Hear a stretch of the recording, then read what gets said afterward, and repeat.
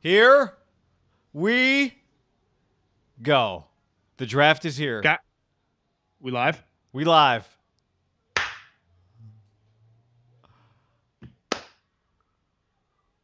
I can't believe it, John. I can't believe it. Who's anybody in a gas mask yet? I don't even think anyone would care nowadays. Aaron Rodgers in a gas mask? What's up, everybody? Welcome to the Tube. Subscribe. Hit the like button. All that stuff. WineAccess.com/ham. Draft night, baby. How are we feeling, everybody? How are we feeling? Let's check in. Let's check in on the pulse of the fan, John. Pulse of the people, guy. Pulse of the people. Yeah, baby. Yeah, baby. This is big. How do we feel about did you catch Trey Lance sunglasses on during his red carpet interview? He also did another one with them off. Didn't love the sunglasses on. I'm not trying to act like old stiff, but it's like, come on, man. But then I saw another one, glasses off. I saw him take them off in the middle. My guess is Ray-Ban was like, they need to be on for 8 minutes to get your full $30,000. Do you follow all the draftable quarterbacks like on Insta? Yes. Have you seen how big of, and we are too, wineaccess.com/ham, sleepnumber.com/ham. They are whoring out. Your prediction, this is college, right? This is what NLI or whatever the hell that is, whenever they flip it, that's what it's going to become. Yeah. It's that. Yeah. It's all internet-based. My favorite one, I follow Panay Sewell. His was like a post with him and his mom, and it's like, thanks to Airbnb for the sweet place to watch the draft. Everything, but I'm saying Mac Jones, everything Mac Jones did, like he takes a breath of air, like, thanks to the air freshener that allows me to breathe free air. I'm like, and then it's like, have eggs. Thanks to the eggs from @Denny's. How about Mac Jones doing the Bose headphones on the red carpet around his neck? I didn't see that. I didn't know guys were still doing guys, haven't we moved to the earbuds? We still doing the over the ears? Well, I mean, what would you do for $25,000 for 2 hours? I would do it. I would do it. So what you going? You sticking with Fields? You going back to Lance? You going with Mac? I'm still Lance or Fields today. You know us. We felt, I don't know if good's the word, but we've been pretty consistent with that. We'll see. Is a quarterback in Green Bay that wants to get his name in the John mix? Do you want 1, 10, 12, 5, 1? Those are all their numbers. That's all the mileage that Jed York tweeted, but also the numbers of all the quarterbacks.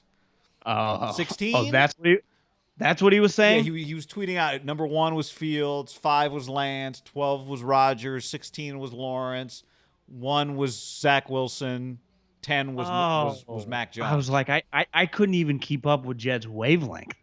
It took me a while to figure that one out, yeah. I enjoy Jed more when he stays quiet on Twitter. Like, today, like, again, small sample size. We got way more people here who even cares. The overwhelm, in fairness to him, most people don't even see it. So it's just his own little world of kind of looking like an idiot. How about the Rodgers? Where do you want to start right now? I mean, what channel are you on? NFL Network? Or you go on ESPN? I got both, but you tell me. What do you like? I only got one. I mean, I'm a sucker for Mel. Yep. But because of Daniel Jeremiah, I got to come back to I'm torn. But is DJ on the main desk? He better be. Is he not? Well, they've got multiple. Like right now, I'm looking at Klatt, but then I saw. Yeah, you're right. DJ probably is because they use his big board at the bottom. Yeah, I think it's DJ. What about Lewis? Eisen. Don't you owe Lewis? No, not really. Mel came on the pod. Klatt came on more recently. This draft coverage is full of people that have been on the podcast.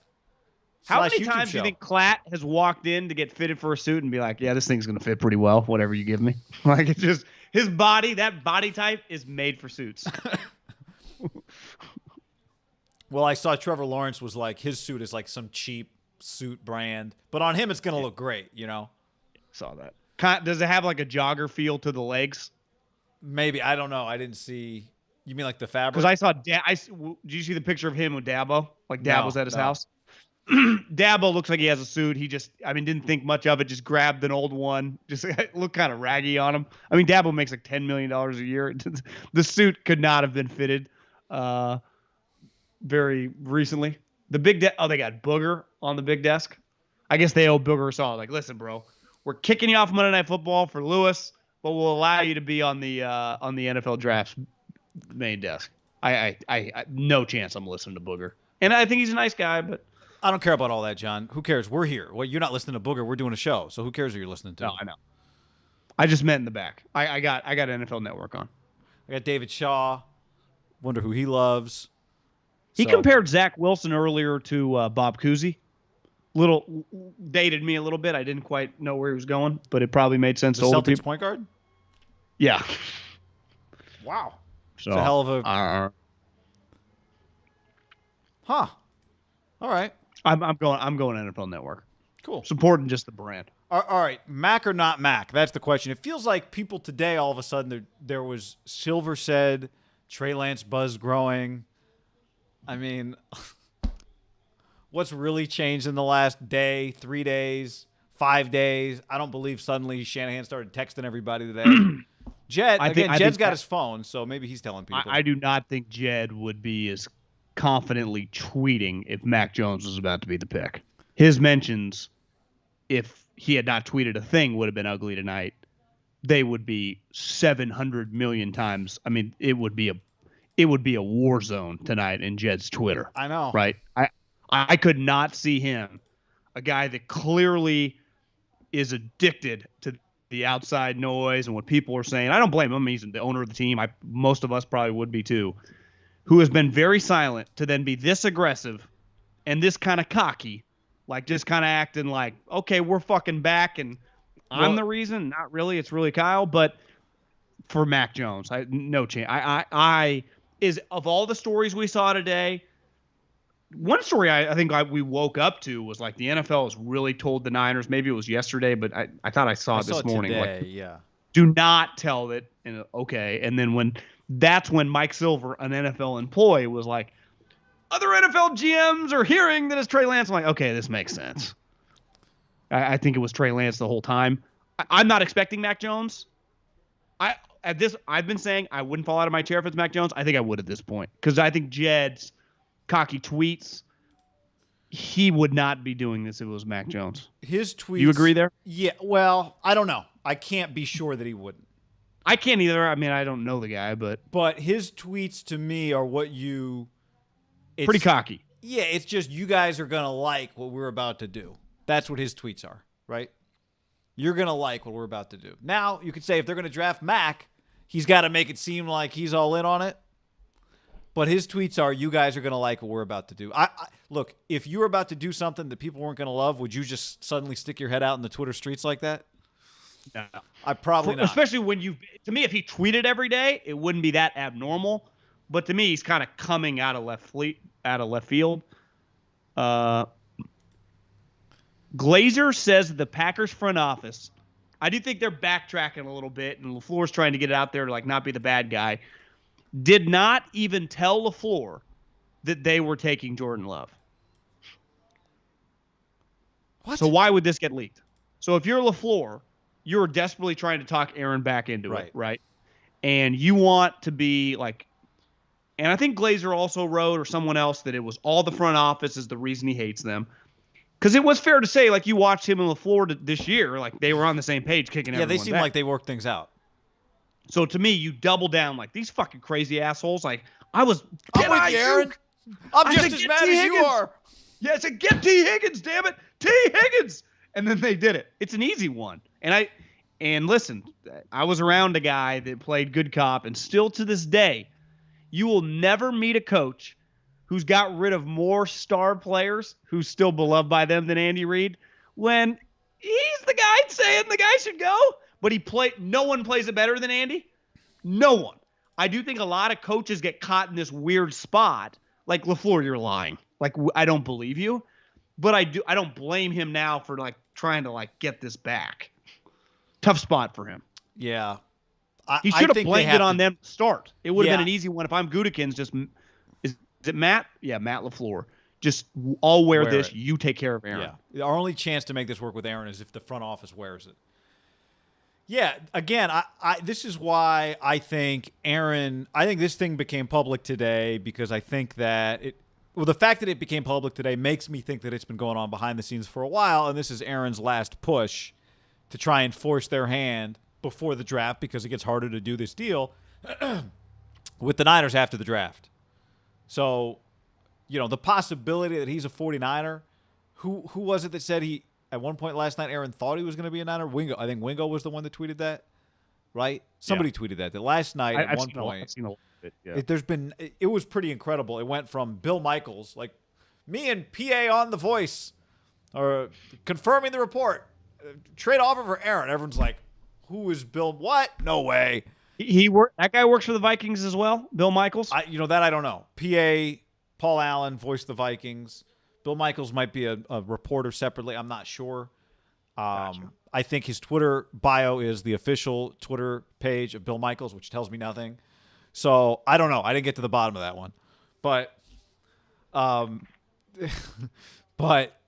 then Pelissero says, there was some talks, but they got hung up on. And then Schefter says, and then Wingo says, and then Glazer says, and then boom, boom, Florio, boom, boom. I mean, it happened fast.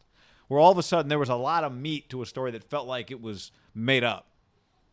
Well, here's one thing that I see going on Twitter, and I just think this is how people think. Like, no way, the Niners don't have any first-round picks. Well, as we know, all first-round picks are not equal. So the number 3 overall pick is worth multiple picks in the late teens and the 20s. Like it is, especially in a quarterback draft. That pick alone, at minimum, is worth 2 independent first-round picks, right? Yes. Do you agree there? Yeah, I agree. So that pick is worth more than just like if the Niners just had 12, that's just worth pick 12. Like it's not like we're giving you multiple ones. But when you give a guy 3 in a quarterback draft, when you're trading a quarterback, that is a powerful pick. Now I do agree, like 3 for Rodgers. Underrated part about the NFL. Like the NBA, that's also a cap league, though the NFL is a hard cap, they're a soft cap, is that in the NBA, I can't trade you pick 1 for Steph Curry, right? You have to make contracts work. The NFL, however they wrote their bylaws, like, yeah, we don't give a fuck about that. You can just trade stars for just picks. It does make business happen a lot more readily available. Absolutely. Like, so the Niners, in theory, could go, hey, we'll give you pick 3. We'll give you – would you do this if you were the Niners? If they said, listen, you get good enough offer, we'll listen. Pick 3, your second-round pick this year, and your second-round pick next year. Yeah. So you don't have a first or second this year, but you get Rodgers, and you don't have a first or second next year. So it's 3 1s and 2 2s. I guess you have a second next. Yeah, you wouldn't because it'd be part of the trade. Yeah. 3 1s, 2 2s. Pick 3s. Yeah, pick 3 and 2 2s. Yeah. So basically, you paid 3 1s. But and I 2 think the 2s to Aaron. Packer fans like we only got pick 3 back. I don't like. Yeah, like that's the thing is if you're the Niners, you go we go up 3 1s and 2 2s, and the Packers are I'd be like, that's your fault. well, 2 of them got lost in the mail. What are you talking about? Could you do that deal if you're Gutekunst? Like, would you rather do 3 and 2 2s than the Broncos like pick 9 and 2 other ones? I think you can do the deal if you're Gutekunst, and I think you can do the deal instead of the Broncos deal if you love one of the quarterbacks you're about to draft, or if you love Jordan Love. But if you don't love Jordan Love, and you don't, again, I don't know how deeply they. I would immediately have to get off Jordan Love. I couldn't risk that. I would start fresh. Yeah, but I mean, he's been there for a year. You know Jordan Love better. You know any of these other guys. But yeah, whichever. Fine. So you don't. But I'm just saying, did they do a deep dive on? Have they gone deep on Trey Lance and Justin Fields? Like, do they have a feeling? Because if they love those guys, talked to a friend in the NFL. I'm like, you think they did? He thought that like you always prepare on position. So even if it was just heavy film work, these guys' character are all pretty strong. That you'd feel pretty good about it. And LaFleur's buddies with Beck, like he's in that circle. So you could start. You get Beck on speakerphone today. It turned out Beck was doing all this stuff for LaFleur, not for Shanahan. But I'm just saying, like he is to me. When you say Beck, we just talk about Kyle. Obviously, the LaFleur brothers, Sala, like those guys have direct lines to him too. Yeah. Right. Yeah. I don't think you could trade Aaron Rodgers. But if Aaron Rodgers is demanding he be traded, I don't think you could get much better than 3 if you like one of these quarterbacks. Unless you could get 2 from the Jets. Would it behoove Aaron right now, if you really wanted to get it over the top, to do like an Instagram, like 20 seconds, like, hey guys, I'm not playing for the Packers anymore. It's fucking over. Tell them to trade me. It's done. Like, do something basically like really the reverse of the Gronk. I just tried to trade me to the Lions. I said I'm retired. I just talked to Coward. I'm gonna disagree with this a little bit. He thought that he's like, I bet Rodgers pissed, because remember years ago when A-Rod did something. That's the first thing I thought on World of Series. during the World Series. Yeah. But I don't think like this takes away, like, the event is just people watching the NFL. They don't care. No one goes, Aaron Rodgers might get traded. I'm not turning on NFL Network tonight where the draft is.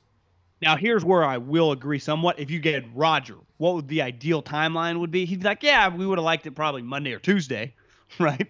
You didn't necessarily need it today, but it's not a killer. Yeah, I mean, I think Rodgers has would have made been this day pretty incredible. But I think Rodgers would have been smart, like, could have just built it up a little bit more and forced hand if he gave him a little more time. Well, I agree. That's why I say, like, he must have been desperate. He must have thought it might happen, because if you really want to get traded, the time to make it clear that you wanted to get traded was a month ago, once the Niners had the 3rd pick, not today. I don't know makes where me I think read that behind the scenes. I think that I read today, well, I know I did, or heard someone say, maybe it was Rap Sheet on TV, the reason Rodgers got in front of this, a.k.a. leaked it to Schefter, was because they weren't going to capitulate with his demands. So it got leaked when Rodgers said it fell through and was like, fuck you guys. Yeah, this is what I'm saying. Now, again, if the Niners didn't find out about it until yesterday, then they waited too long. But I think that what happened today was Aaron's last-ditch attempt, make it public, force their hand somehow. I don't know really what that gets you, but I mean, Rap Sheet said, he's among the finalists for the full-time Jeopardy hosting gig. He might take that. That's where Goodell would be pissed. Like, damn it, trade this man. That to me, Jags are on the clock, guy. Jags are on the fucking draft started. That to me felt like really getting him, Aaron. Wait, that's a good leak from Rodgers or his camp. Like, oh, that'll show him. Like, Gudikins is like, we're gonna lose him. We're gonna lose him to Jeopardy. Even though I think when his camp leaks that to Rap Sheet, they're like, this will ruffle some feathers. Like, no, guys, you're better off making more football crazy claims, right? Well, he'll cut off his right hand. He'll do it. If you're the Packers, what would you rather? You trade him to the Niners? Now, if you're just doing business, you'd rather trade him to the Niners for a 1 and 2 2s. But, I mean, if he walks away and hosts Jeopardy, that's not really on you. My pushback would be, let's say, ideally 2 1s and 2 2s or something. Obviously, it doesn't sound like that much, but let's just say they'd rather do something like they need that extra 1 on top of 3. The Niners' normal 1s, well, I guess depends. I mean, the 1 year was good. They've had some bad ones too, so it's just. But with Rodgers, they would not be that good, right? Part of trading Rodgers, it's one thing I think when you trade, but I think these two guys are good examples. When they traded Jamal Adams to Seattle, everyone's like, 2 1s and a 2.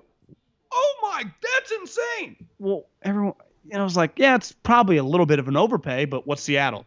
They're drafting 23rd this year. Next year will be 25. Like, what do we even care about these picks? We get a star player right now.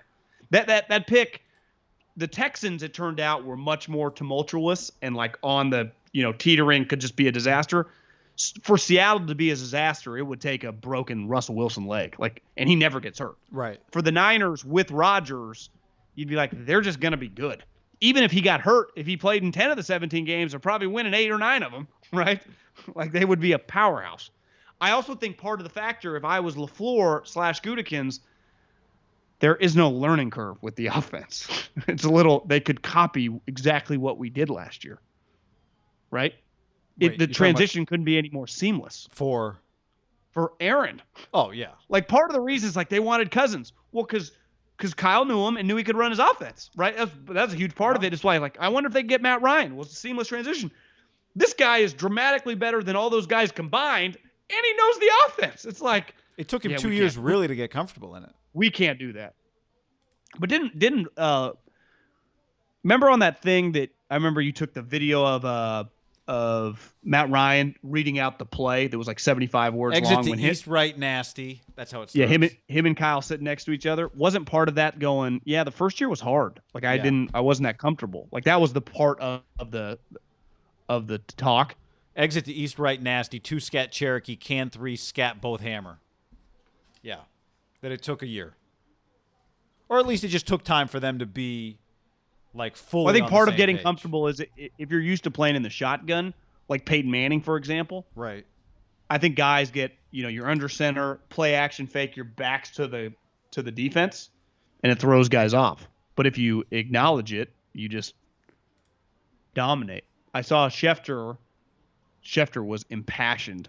Him and Mort. I mean, they have wet dreams thinking about this story. Like this for Schefter and Mort and Rap Sheet, like this is the ultimate. Like you live for this story, right? Yeah.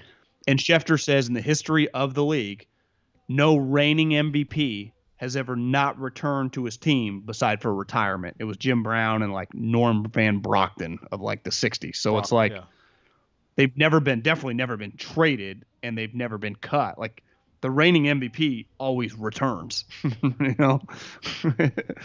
to reign. Yeah, to reign. I mean, because you were literally just the best player in the league. Which means it went really well. You see did you see the Packer stat? Bart Starr, Favre, and Rodgers. Such a great stat. They all share in common. All of them played exactly 16 years for the Packers. That a bad omen? And this was year 16 for Aaron. Does it feel like 16 years for him? Or part of it's he didn't play? Yeah. Would you rather Aaron be on the Packers, the Broncos? Yeah, the Packers or the Broncos, or the Raiders. I mean, Raiders would be fascinating. Him and Gruden. We'd make some YouTube videos off him and Gruden. I wouldn't mind that. 100%. I'd be all in on that. Broncos, doesn't really do it for me. I'd rather him stay on the Packers. I think you're underestimating their brand. I mean, they're pretty big. They're a powerhouse when they're good. But I know the Packers are good. They're good with Aaron. They're interesting with Aaron. They're in the NFC. You're saying you'd rather have him just stay than go to the Broncos? Yeah, I'd rather have him on the Packers than on the Broncos. I tend to agree. It would look a little weird. If I'm him, I don't know. I honestly don't think it ends up mattering. I think the Niners would if they can't get him, they'd rather have him go to the AFC. Yeah, I mean it is a win for them. They were just the 1 seed. Look, I think it's a huge win for the Rams and Tampa right now. We'll see what the Niners do at quarterback, but I'd say the Rams and Tampa are licking their lips praying that this thing goes down tonight and he goes to the Raiders or the Broncos. That's a fucking huge win. I mean, guy, they were the 1 seed. If I'm Green Bay, I'm thinking like we're gonna go about to go 14-3, right? We're gonna be elite. I would love to tell you, even if he stays put, it's good for the Niners because he's upset, but my God, like it doesn't affect the way he plays. How about, did you notice, is it weird that both him and Kyle are kind of, he did the whole beautiful life's future, beautiful mystery. Kyle's talking about people could be dead by Sunday. I think they'd be a good match. Interesting guys. Also could be explosive. Yeah, it could be. But again, like Aaron's problem is not that Mike LaFleur tells him what to do. Aaron's problem is he hates the front office. I mean, John Lynch would be a different animal for Aaron Rodgers. Like Aaron Rodgers and John Lynch, okay. Did Aaron get along with Ted Thompson? Yeah, I mean, he drafted him and picked him. I think he's pretty loyal. And he should be. Shouldn't he? I mean, the guy absolutely. Picked him. I'm just saying, like, I would guess that Aaron would, like, that John Lynch would have Aaron Rodgers' respect. Oh yeah, I'm with you. I think it parallels us a little bit. When you have the guy that brings you in, and you won big with him, and you just trust him, and you're just like everything he said, I believe. I mean, Aaron Rodgers won a book for a month, John. I mean, sorry. And that guy leaves, and you get a new general manager. Even if you're like, oh, this guy seemed cool. We see each other around the halls. He used to bullshit with me. I see him. I like this guy, Brian Gutekunst. And then his first fucking draft, he takes a quarterback. You're like, fuck you. Like, in fairness to Rodgers, how could you ever look that guy straight in the face? You know what I've done for you, Gutekunst, and all your minions in the front office? I've made all you guys. Then you draft Love, and then he sucks, and you expect me to just kiss your ass? But here's where I think his maturity showed. He kind of sucked it up for a year and pretended he wasn't like angry and held a grudge, but he did the entire time. It's honestly like one of the great okey doke. You know what did Muhammad Ali used to do? Like get against, what was it called? Like he just get his ass kicked against the ropes. Yeah.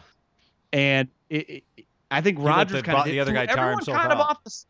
Threw everyone off the scent, but then would just throw a little jab here and there. He would just like he would just sprinkle like, yeah, you never know, like we all could die. You're right. He dropped like Kyle lines, and people be like, what? But it was showing you. Not only did he not forget, I'm going to execute these guys one day publicly, and he waited for a shot and he did it. Shocker. What can anyone explain? What is the chair that they've got on the stage? What is that about? Like a Jags fan is sitting in the chair waiting for the pick? I didn't see that.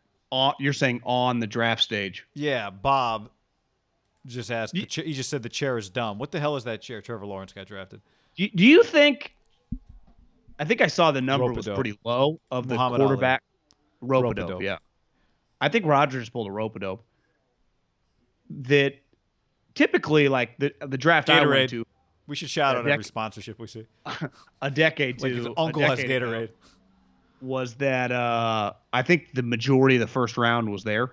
I mean, there were guys that didn't get drafted. The second, I think there were like 35 guys there. Which year? I'm sorry. Like 2011. But I just think typically for most of the decade, like they invite 25 to 30 guys. Like they like a packed house. They want guys to come out and give hugs. Yeah.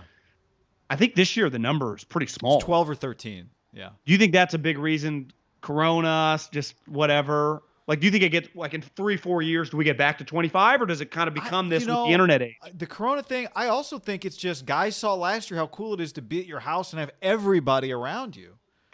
You know, like I'm gonna come sit at a table and hang out with 6 other. Like I can I can have my whole family. I can have friends. I can. It is. I was lucky. I mean, it's not like I chose to go. They just sent me. Because it's kind of a dumb job. You just write the name on the sheet. But I remember going and thinking, like, I'm glad I got to experience this once. It's just a unique event. But, like, if I bet Vaughn and Cam Newton and all the guys, Julio, like, it is pretty. Now, part of that was New York. Now they're moving around. Like, it was cool to go to New York City. I think a lot of guys used to say, this is the first time I've ever been in New York. I guess unless you'd won an award, in college. Now it's like Cleveland, Trevor Lawrence. Like, I don't want to go to Cleveland. Right? Or Vegas or LA or wherever they move to. Maybe you don't want to go there. I do think New York used to have a big draw for a lot of kids. Yep. Come on, guys. Come out to Cleveland. What was I get why they did this. But, no, knock on Cleveland, but it's not New York. Well, I always thought Radio City Music Hall just never disappointed, did it? Why did they stop doing that?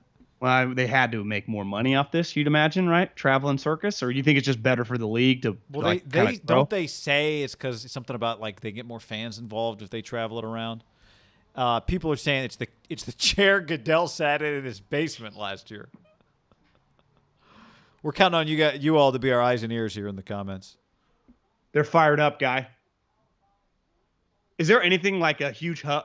I mean, the Niners. Niners what? Are about to be on the clock because God, these 10 minutes are going great. I like the speed here.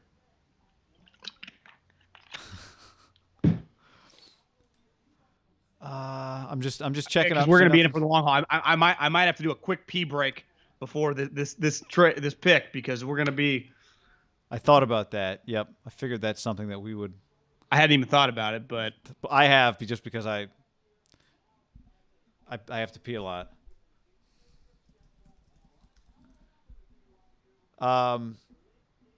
You don't want to know early or anything, do you? You want? I'm gonna turn off Twitter. Okay, we're gonna hang out without for a little while and see how it goes. Well, no, I mean, but the comments they're locked into. Yeah, but comments one of the comments just said the Jets took Mac Jones. Like you got to be careful trusting the comments here. Good point. I mean, look, John, here comments. I saw somebody tweet today like, all jokes aside, this is a deep punter draft. You know, one huge argument I had in the draft room, this right before I got fired. I remember the punters came up, and I had spent a lot of time on like 6 or 7 punters in my area, and they're like, "Oh yeah, just so and so is going to handle this." I'm like, "Do you guys so and so? I have a couple opinions on these couple punters. Like, I think one guy's draftable. Can I talk about it?" And they're like, "No, we're not even gonna. This guy's going to handle it." Well, how would he handle it? It's just like his project. I'm like, But I mean, what the fuck did I what waste did he- my time on? what did he do? I remember getting into an argument. I got into a couple confrontational arguments down my home stretch that I remember one of the guys said, "John, you probably just calm down a little bit." I'm like, I get it. I'm young, but you don't understand the amount of fucking time I spent driving around? I'm not a sheep. And I drove around just city to city. That's where there's got to be a talk like, "This is a team. You're a part of a team." Yeah, but it's like, anyone gonna listen to my thoughts? I'm driving the city. You guys are on TV on Sundays. I'm fucking driving down highway. Who knows what Like, number. Andy. I don't know what number you'd have to pay me to do that same job over again, just in the car, city to city. Guy, I mean, I remember one time I forgot about, like, there's a school in Washington that I had never heard of, but I was supposed to go through. It was like a D2. Puget And I had to do Sound. like a 2 or 3 hour detour. It wasn't like even Eastern Washington. It was lower than that. Puget Sound. Yeah, something. No, it I was just like Western imagine- Washington. But the thing you have to do is you're so scared of not grading a player that gets drafted in the 7th round, and then everyone looks at you in the draft. That's the whole point of it all. Just make sure you have the guy written up, even if we didn't want him. We just have him written up for the owner. Well, I know Jeffrey Lurie's doing his own scouting, running his own service in his basement. Where are we getting a trade? Where are we getting a trade today? I think. What if you looked up and saw Niners trade is in? Would your heart stop? I mean, it would be truly one of the greatest sports moments I've ever witnessed. Would it be one of the biggest moments in the history of the draft, would you say? If it was Rodgers. Yeah. Would it be the biggest moment in the history of the draft? What's the biggest moment in the history of our lifetime that you and I have been like watching? It doesn't feel like there's been like too crazy. I mean, the Sammy Watkins, Khalil Mack falling to the Raiders. Yeah. No. This guy's in the chair. All right. The Picks in, John. Laramie picture, but that was part of like the internet, not necessarily the draft. John, the Niners are about to be on the clock. We have been pissed waiting right for this. Pissed. Oh, you really got to go that bad. All right. You had to go that bad. We have been waiting for this moment for months and months and months. Feels like 9 months ago the Niners traded for the number 3 pick. All right, so here's the one thing about this Zach Wilson pick is part of all the talk about smoke screens for the Niners was because I guess the theories at least were that you weren't going to draft, that they were going to take Justin Fields ahead of you. That clearly wasn't going to happen. I think we can say pretty definitively now the Niners knew what they were going to do. I didn't even shake. How'd you get the headphones? You would just unplug the headphones and run? Just unplugged them and ran. I was just saying, John, the problem with the Zach Wilson pick now is, from a Niners perspective, high five and low five and Jets fans, is that like the Jets not taking Zach Wilson was a big part of the smokescreen that the Niners have been, putting out. Yeah, there was no smoke screen or anything in the other teams. They just did what everyone hyped them up to do. We're here, guy. We're here. We're fucking here. I'm looking at Twitter right now with just my heart in my throat, just waiting. If I see it, do you want to know? Or do you want me to? I mean, at this moment, maybe we could. I will turn Twitter off. Yeah, right now. I'm turning my phone down. Okay. I had a buddy who's a loyal listener of the show that said, "I'm going 1995 style. I am going to." He's actually watching his neighbor's house. He's like, "I'm just gonna go over there and watch the draft. I'm leaving my phone at home." Okay. And I'm just going old school. I am not looking at the comments. So, people, if you're in the comments and you want to not know until we know, look away from the comments for a minute. We're just going to analyze this for the next 6 minutes and 15 seconds like we don't know.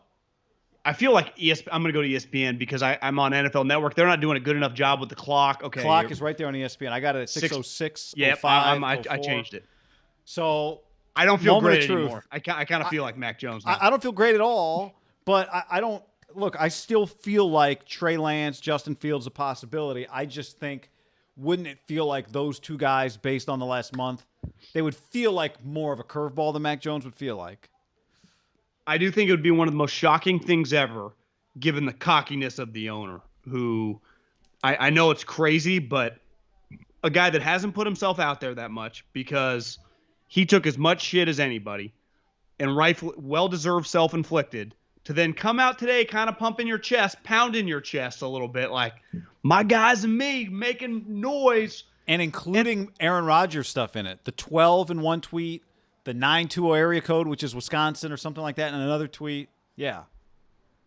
Oh, that's the area code was Wisconsin? Somebody in the comments informed me of that earlier and then he was like, "Oh, just a friend from college." And where's he? We're It's to college, Milwaukee. Notre Dame, so it's easy for him to be like, "Oh, just Midwest guys." Milwaukee area code. Oh, this says 414 is Milwaukee. You got to be careful with the comments. No, it made sense earlier though when I looked. Anyway, keep making your point. Type in the number area code. I do think it would be just one of those. You got cocky with Mac Jones when you knew the way everyone felt. Everyone universally, like, it's not really gonna be Mac Jones, right? And it's not even. Honestly, it's a little unfair to Mac Jones, but not really, because he shouldn't be put in this position. Wisconsin. Yeah, so he knew what he was doing. That makes, honestly, I couldn't even follow some of his tweets. You breaking it down honestly makes it look worse. Like, you can't fuck with everyone about Aaron Rodgers. Right. Throw his number in with the rookies like, Well, you guys are big swinging dick, and end up with Mac Jones? Like I told you, anybody after Aaron Rodgers feels like a letdown. Trey Lance or Justin Fields after Aaron Rodgers feels like a letdown. But whatever. Out of your control. They won't trade him to you. If you can get one of those other guys, is Trey Lance the starting quarterback week 1 if he's a 49er? Because we think Justin Fields and Mac Jones are. Well, I do think it's fair. Like, the one thing New England's not going to do is take Jimmy without a huge pay cut.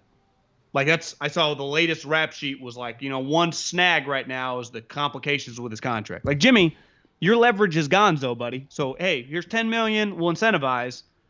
And if you're Jimmy, like, screw it. Well, what are you going to do? And the Niners be like, cut you? That is the risk. Like, you could play a huge game of chicken. All these people. But I don't subscribe to this idea that the Niners have to get something for Jimmy to look like, that they have to get a second for Jimmy to quote unquote look good. No, get a fourth, whatever. Draft your future quarterback, and whatever you get for Jimmy, you get for Jimmy. But I don't think it really matters what you get. I mean, ideally, you want to get as much as you can. Why Coward's opening rant today I thought was pretty good. It was basically like, you guys won. He got you the Super Bowl. He made you relevant again. Like, it's over. Like, whether you get back a 7th or whatever, like, don't be in this, like, do a deal, don't do a deal. If you got to keep him, like, you won. It's not trying to outthink the room here. Like, you won, right? For a second-round pick, you just gave up 3 ones for Mac Jones. I hope it's not. I know. 245, guy. 2 ones, John. 2 We've ones. been talking about this thing for a month, and we're here. I could go another week, honestly. They just ESPN showing Mac Jones. My phone just buzzed. I bet it's out. I'm not looking. Not looking. We're getting a lot of. I can hear the comments coming through on the. Don't. Oh God. That was Fields. All right. Would you say it's one of Jed's most out of touch days if he really got that cocky today and they take Mac Jones? I mean, yeah, I guess. My bigger issue would be, how do they win? How are they good enough to win a Super Bowl? But yeah, it would be pretty out of touch to do that. But it was just unnecessary. Like, if you're going to take him, you're going to take him. But for you to come in and act like that as the owner, who's a pretty polarizing owner with a fan base, right? He's back in good graces, but he can fall out fast. Well, I mean, look. Kyle Shanahan's. I would say, I don't know of any coach ever, like, we could find people who aren't big fans of his as Niner fans, but by and large, I'd say he's pretty universally loved. Right. It's pretty cool. My heart's beating pretty fast. I started thinking today. I had this crazy thought today. Yeah, it's in. I was like, in my head, like, is the draft better than the Super Bowl? That thought crossed my mind today. Well, if the Super Bowl's bad, the draft is always pretty, I would say, exhilarating. I'm going exciting. Lance. Who are you going? I'm going Lance, too. Take us in. I don't see a lot of clapping in the Niners draft room. That scares me. They got a live shot of the Niners draft room on... Again, whoever, even if it's, they're gonna have to win football games one way or the other. Like whoever they draft, Kyle's got to win football games with that guy. Like they didn't win. They don't win anything if they draft somebody you wanted today. That's all I'm saying. Talk yourself into it. Talk yourself into it. I'm not talking myself into anything. The games aren't won and lost today. That's all I'm saying. You got to coach him up. Get to the pick. The pick is in. This is like dinner's ready, but I think Lewis knows. don't scoop. I think it's Lance. Lewis just kind of hyped him up. You know how they cheat. Sometimes it's like they the know. golfer, like Yeah. he's putting from gonna make this. 75,000 feet. Watch this. Oh my God, it's in. It's like, okay, guys. When they go to the random like guy on 16th hole when they're actually the leaders are on hole 2, that's what it feels like when a draft analyst starts hyping up a guy. It's like, okay. I have a feeling the comments know because I have the comments closed, but I can hear them just. Drrrr. Where's Roger, guy? He's walking out. Is there a trade? Why is Roger taking so much time? My phone's blowing up. Blowing up. Here we I can go. hear it.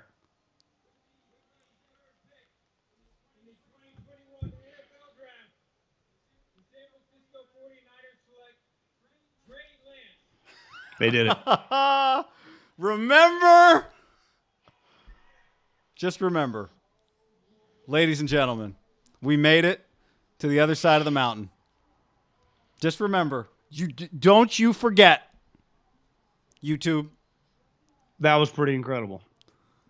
I honestly, guy, one of the most special things of the NFL draft is a guy that could not get an offer from his favorite school in the Big Ten, but granted, it was Minnesota, would not offer him to play quarterback.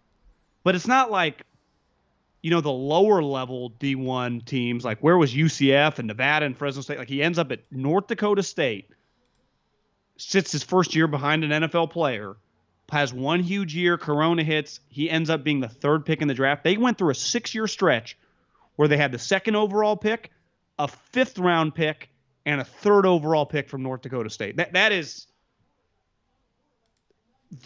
There is no basketball equivalent. It's different, right? Because there's so many more Division I teams. That's an incredible, just on a sports story, school size, that is an incredible run for their program. That is. His story, I remember watching a thing on him a few months ago, and his story is incredible. By the way, I think one thing we should do, John, moving forward now, we probably should know the pick. We should follow Twitter or whatever, because I guess, if you're watching our stream, it's a little behind TV. We want to be up to speed with people as a second screen. So that was the only reason I cared. Yeah, that was worth it. I got chills. I'm not going to lie. I got chills just then. I love this pick. You and I talked about this a month ago. Why they would do something like this. I'm not going to suddenly pretend like we just absolutely knew this was the only way to go. But we both stuck with this pick today. So just remember, everybody who thought logically when everybody else was running like crazy people after Mac Jones, and for good reason. The one question I have now with this is, can this guy start right now? Can he start? Remember what Mel Kiper told us when he was on this podcast, and Mel's not the only one to say he thinks he's a quote-unquote developmental prospect. Now, I talked to somebody today who covers the league very closely, who did some stuff with Trey Lance, talked to him multiple times.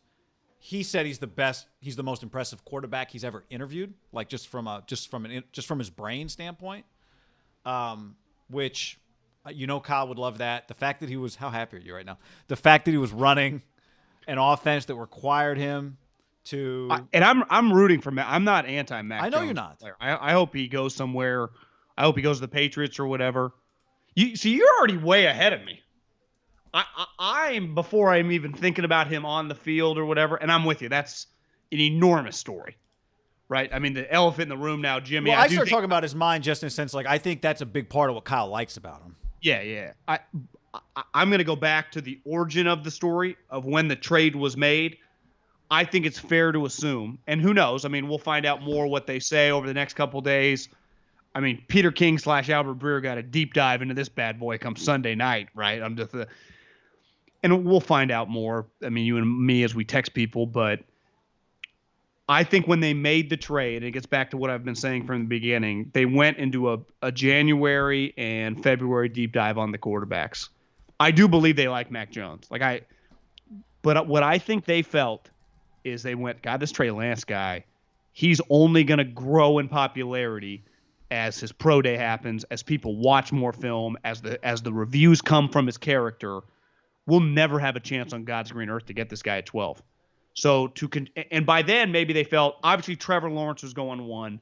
This is where probably having their guys with the Jets, they felt pretty good having an idea. And maybe they would have taken Zach Wilson gladly at 2, right? I mean, Zach Wilson's a pretty good player. That'll be fascinating to know one day, like who was the higher rated player on the board. Yeah. But I think they made this move for Trey Lance, and I think the Mac Jones thing has just been part of whatever their moves, like big picture thoughts of controlling the narrative on Jimmy trade and some other stuff. But I'll be a little surprised, Guy, if the truth, now who knows what's going to come out, but the actual truth was when this trade was made, Trey Lance was at the top of their mind. Yeah, I mean, you're saying you would be surprised if he was at the top of their mind? I would be surprised if the day the trade was made, he wasn't the guy circled out of Trey Lance, Mac Jones, and Justin Fields. Yeah, I mean, is it possible? That's what I believe. Is it possible? My truth. That's your truth. I think there was a lot. Like, I think to the idea that somehow the scouting department convinced Kyle. I go back to what we said a while ago when we talked about this. I think there's a lot of reason for Kyle to be able to look at Trey Lance and picture him as his quarterback based on how he played, the offense he ran, right? How much was – you start hearing – we've talked about this, some of the things his coaches have said about what was required of him in terms of running the offense, that there was a lot to like there. But I'm with you. I think the fact that they did not – remember, Kyle did not go to his pro day – soon after traded for the 3rd pick, and then told us now that he has the 3rd pick, he can do whatever he wants. And then what did he do? Then he worked out Trey Lance again. He hired John Beck to be Trey Lance's quarterback coach. Immediately.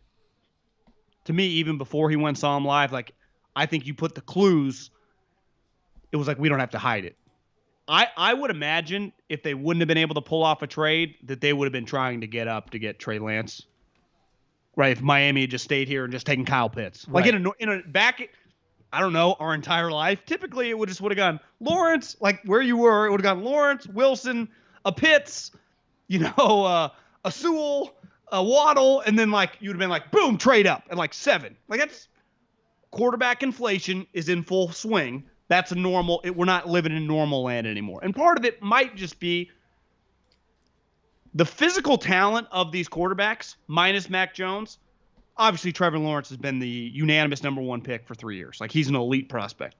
Zach Wilson out of nowhere was a big-time prospect player, right? I mean, his year spoke for itself, was awesome. Trey Lance and Justin Field as prospects are big-time prospects. Big, fast, big arms, high character. One thing I heard, I think I texted you this the other day. I've texted a couple people this. I don't know what to make of it. I know nothing about epilepsy, but the story got out, epilepsy. I talked to a guy with a team that said he takes the max dose. Mm-hmm. So, like, I mean, it's a big deal for him. Now he fights it off fine or whatever. But that is the type of thing I remember being in these rooms of like, do you know what makes people uneasy? Is like, coach, or, John, he's had multiple pulled hamstrings. It's like, whoa, that makes people nervous, right? Or, he's had a couple shoulder things. They think one day, remember Leonard Williams, he might need a shoulder redone. People are like, whoa. Things like epilepsy, again, I mean, there might be a long history, but that is a thing that just makes people nervous. They don't know, because coaches and GMs are not doctors, and all it takes is the doctor to be like, it should be good, but I've had multiple that's all it takes. You're like, whoa. Even if you love the guy, you're trying to mitigate your risk, right? And you said it from the jump, Scout Haberman, and you're dead on, that we acted like Mac's floor was the highest, and that's not true. No one has a high floor. This is the NFL. Like, there are rare can't-miss guys, even Kyle Pitts. He can't miss. Well, what if his quarterback sucks? What if his offensive line's awful, their offense is terrible, and he has a 40-catch rookie season? Not Matt Ryan gets hurt, and they're playing with some backup that no one knows. Wasn't Matt Schaub their backup recently? Like, it could be a disaster. And it's no fault of his own. Like, any guy can go to situations and bust. Trey Lance this is a huge risk. Like Yeah. his risk, like they are doing the equivalent of like when John Lynch said the Jalen Ramsey and Jamal Adams. Those guys were known quantity. We have talked about that. They are taking of the three guys. Now he might have the highest ceiling of the three. He easily could be the biggest disaster. We've seen him play the least, coming from a small level of competition. Like you are banking on a lot of things which this part of the draft. I love it. I'm glad they did it, but you're taking educated guesses here. Yeah, I also think you're banking on Kyle Shanahan, the play caller, is the Kyle Shanahan we talk about mostly, right? Now we're going to be mostly talking about Kyle Shanahan, the quarterback developer, right? Which is different. Now, those two things go hand in hand. Ideally, the guy that develops your quarterback is the guy that calls your plays. If your head coach calls your plays, all the better. So potentially this is all part of that package. But this is how you take yourself to the next level. This is Andy Reid, I thought was a Hall of Fame level coach before he got Patrick Mahomes and before he won a Super Bowl. But then he got Patrick Mahomes, and he helped. Now, would Patrick Mahomes have been Patrick Mahomes anywhere? Maybe. But I don't think he could have been the full version of Patrick Mahomes unless he had played for Andy Reid or Sean Payton or Kyle Shanahan or name your guy, right? So this is Kyle Shanahan's opportunity. Like, yes, quarterback inflation is real. Who knows how high all five of these guys will go. We'll see where Fields goes now. We'll see where Mac Jones goes. But you are like when inflation creates Mac Jones getting drafted high, that's a problem. When inflation creates the highest ceiling guy available going 3, that's normal. You are overpaying for the ceiling. In this case, if he hits, it's not overpaying. But I'm just saying that is that's where the inflation doesn't bother me one bit. What I think they might say property. too, Guy. I think they might say if we would have let this process go on a little bit longer, maybe the new Broncos GM or the Carolina Panthers realize, like, listen, because one thing I read I think Peter King wrote this, Miami didn't shop. Like, they weren't trying to play people. Like, they just pretty high-level business. They offered a lot. They didn't shop the offer around, which you could also say is kind of stupid. But what if it got to the point where the digger they dug, Denver or Carolina, was like, God, Trey Lance, we'll trade you pick 8, 2 other ones. It's just a better deal, right? Because you don't have to go back as far. Yeah, right. So the Niners were like, listen, let's just pull the trigger now. It's an overpay. But if other people are like, we'll overpay too, they can overpay, quote unquote, more than us, because it's not dollars and cents where it's like, well, we can match any dollar. Like you get to a finite number because your pick's 12 and their pick is 8 or 9. If Carolina or Denver would have offered this, and maybe 2 weeks after the trade, they're like, God damn, I would offer that. I love Trey Lance. But they didn't feel quite as comfortable there. And this is where I think the Niners do get credit on acknowledging, I guess credit would be strong, but at least acknowledging their weakness, their quarterback situation, and just doing a huge deep dive and going all in. Coaches, Kyle, John, and everyone just like, we got to do this and be ready to pounce early. Yep. And they were ready to pounce early. Yeah, by the way, someone said in the comments they're working and they're just listening to us. Can we say all the draft picks when they happen? Good call. We'll make sure to say the draft pick name when they happen. Kyle Pitts. Bengals are on the clock. I expect them to take Jamar Chase here. I think they're crazy, but it'll make it really interesting. Penei Sewell then maybe becomes available to the Dolphins at 6. I think the Chargers might jump up and try and get Penei Sewell too. But anyway, if the Niners were sitting there, if the Niners had just traded up to 3 to draft Trey Lance, what would it have just cost them if they had done it 20 minutes ago? You know what I mean? Maybe less. I don't think it would have cost them more. It might have just cost them what they gave, right? I think what it might have cost them would have been 12, next year's 1, and maybe a 2. Like I do think they overpaid early. But part of that depends on 2 things. One, would other Miami teams have started to love that. Trey Lance? Yeah, and Miami 2, is shopping that. Would Miami have had enough time 20 minutes ago to go back to 12 and get back to 6? Unless they had set it up beforehand. Yeah, they might have set it up. I'm just saying, like, that the fact that they did that deal allowed them, to me, the time they spent being sure about who they were drafting is worth, even if it cost them an extra 1, is worth it.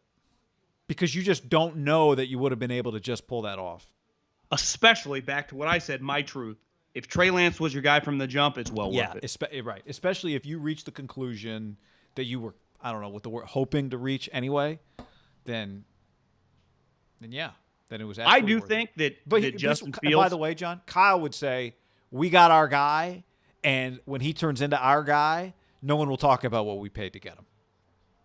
Clearly, Kyle sees flaws in Justin Fields, as does the league. Like I do think a lot of times people on the outside get uncomfortable with a lot of things that are said from the league, and they're not always true. Like, not everyone truth is the same. But I do think there is a theme with Justin Fields by teams. I would imagine more teams had Trey Lance above Justin Fields than the other way around. Now, I don't know, just in my opinion, watching both of them play, I think Justin Fields is a big-time prospect. Now, the epilepsy thing, if you remove that, just him as a player. Now, I don't look at the one thing Kyle can do that just some run-of-the-mill former scout, who just evaluates guys can't do, like technique and feet, and like if he's like, his base, like stuff that Kyle's big on, like I'm going to lean to him. I do think if you told me that Justin Fields had ended up with the 49ers or ended up with, like, to me, Sean Payton, we'll see. I mean, as of we're on pick 5 as we're talking, the Saints leaked today that they're trying, or I mean, I don't think they leaked it, but it just kind of came out. They've been sniffing around, right? They're not coming up to get a corner. I think they realize that chance. Justin Fields is falling.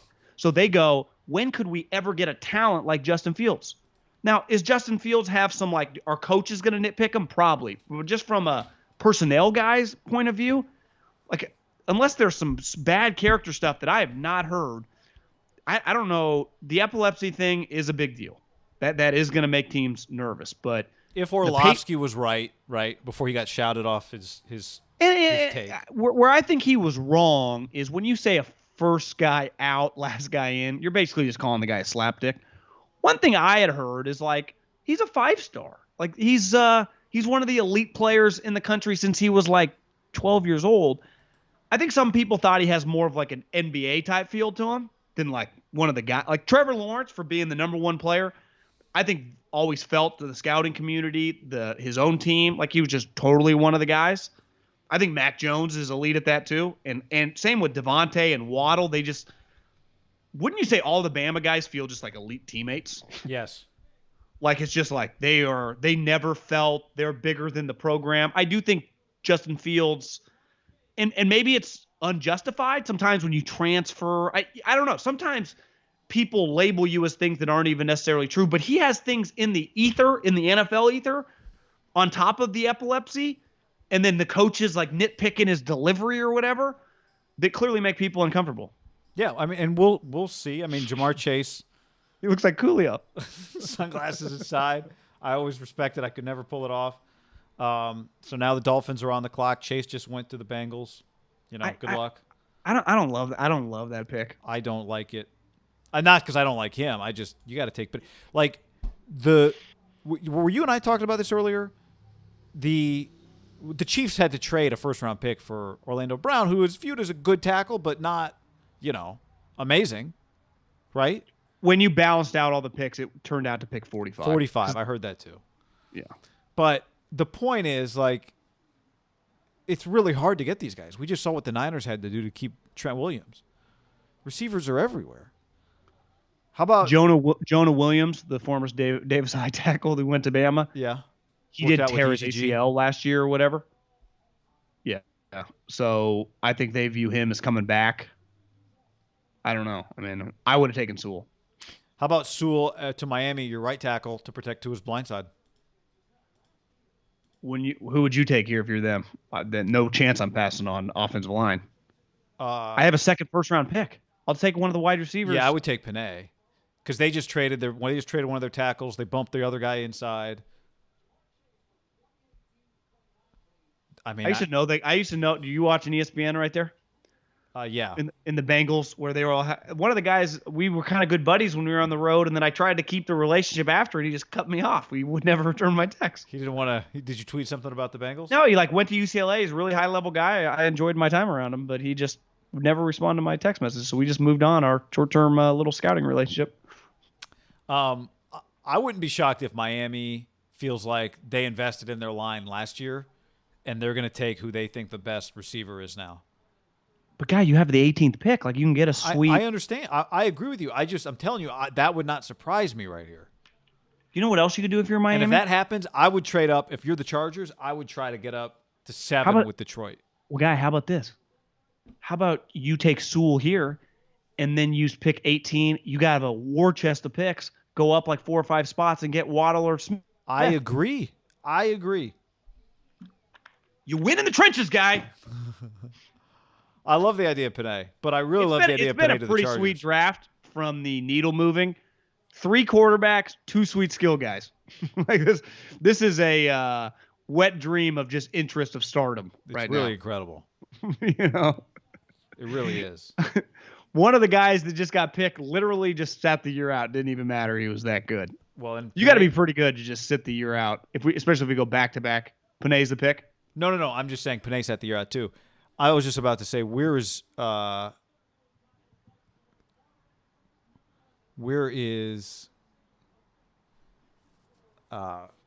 Fields going to go now? I think Mac Jones is going to fall much farther than him. 49ers here's Schefter. 49ers did not tell the scouts or coaches the pick. They didn't know who the team was selecting Trey Lance until the pick was announced. How would you feel? You were a scout. Would you be mad? I talked would to you one. Understand? Yeah, I talked to one of them the other day, and I said, you know, my nail source was saying Justin Fields, and he doesn't know. He's like, yeah, I don't get that feel here. He's like, now I would have been wrong in the past. I'm not always like I know our picks all the time, but I don't get that feel. He didn't know, but I think he just basically was saying that the other 2 guys were much more like they liked Mac Jones. They would have taken Mac Jones before Justin Fields. I feel pretty confident about that now. I had somebody who grinds tape and who knows stuff. Orlovsky? No, a reporter who's really good, and he just didn't think Fields was. He didn't think from a footwork standpoint. Kawakami didn't like his release. Hated it. Kawakami was like his footwork. He's like Greg Popovich. Footwork's all over the place. So anyway, but yeah, I mean, look, I think the question. I don't want to jump too far ahead, but people in the comments are asking, and we don't need to. I'm just enjoying the draft right now. But this is the one scenario where we talked about they could keep Jimmy, and I go back to, again, as you remind me, so I'll repeat it, RG3 was a different level of prospect in terms of how ready he was to play, we thought. But Kyle, just because you play Trey Lance as a rookie doesn't mean you have to do the full Kyle Shanahan playbook for him as a rookie. Like, are you better off training wheels offense with Trey Lance year 1 than having him wait a year to play? I'd go training wheels offense. Whatever that means. You're a pros pro. This is a fantastic topic. I would tend to agree with you. I believe to my core. Now, if you remember, let's even jump RG3, because back then he was the number 2 pick in the draft. You had OTAs and stuff. OTAs, I would imagine, aren't going to happen. So you're really just going to have training camp. Even though he's been training with Beck, I bet Trey Lance knows a lot more of the Niners lingo and footwork and stuff than definitely did a month ago, right? He would probably be uniquely equipped given the pick just to be ahead of the game. That when Jimmy showed up, now granted it was in the middle of the season and the Patriots playbook is completely different than Kyle's, even though I'm sure they run the same plays, but Kyle was like, listen, we can't just throw him out there, right? Because everyone's like, oh, he's starting this week, and they didn't do it. But then it was like 2 weeks in, we're like, fuck it. I mean, the guy's smart. Let's just give him some basic plays. And it was cool. Now, Jimmy had been in the league a lot longer. He had started an NFL game. It is not apples to apples by any means. A guy 3.5 years studying with Josh, Tom, and Bill. I mean, the guy was basically going to like graduate school at Harvard or, Wharton. Yeah. Where this guy's coming from North Dakota State. But I think you can play out both scenarios. I don't think you have to trade Jimmy, and you could see it through training camp where he's at. But I'm with you. The greatest thing a starting or just a rookie quarterback, a first rounder too, but obviously all the rounds, but a first rounder because he's going to be a quote unquote starter, is his that contract. And it officially starts right now, right? Like he's on your team. Like year one is this year. So it's like if he did, let's say you sat Trey Lance and Jimmy and you went 10-7.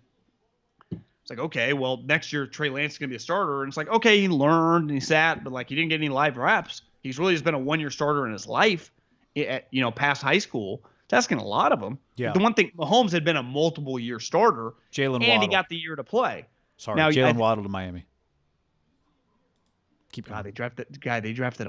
I like Jalen Waddle a lot. I know. He's 5'9", 180. And I'm a Jalen Waddle guy, but holy shit, that I can't agree with that pick. I cannot agree with it either. I'd bet pick is in Lions. I bet they take a lineman. I'm with you. I would lean, but you're asking a guy who's okay with not making the playoffs this year and just rolling with Trey Lance and see what happens. This bar that they got to make the playoffs. Like, I'm sorry, once they traded the picks, you reset the franchise. Like it's Trey Lance era. Like it's not like trying to make it's Trey Lance's team. And the part of it, you're going to be able to build because you have this guy making whatever, 5-6 a year for the next 4 years. And I don't care how good this guy is, One thing I will not do is be like, I'm way ahead of myself here, but like extend him. Like I'm playing out his rookie contract for 4 years. I'm not getting ahead of myself, but everyone's like, extend him. Well, here's the thing you could do to your point. You wait it out with Jimmy. You're getting offered a 5th right now. You wait it out. Trey Lance looks good. You feel like you can play Trey, and you get closer to the season. And now people who thought they had a quarterback don't. Something happens. Somebody gets hurt. Whatever, right? And maybe Jimmy's value can go not up, but can just go a little higher. Can I read you? I've got our buddy John Lund, who's on KNBR, has got a few Kyle Shanahan quotes here. Trey Lance, we don't want to have to put Trey out there right away. I think he's capable, but we'd like him to earn that first, and that's going to be tough with someone like Jimmy.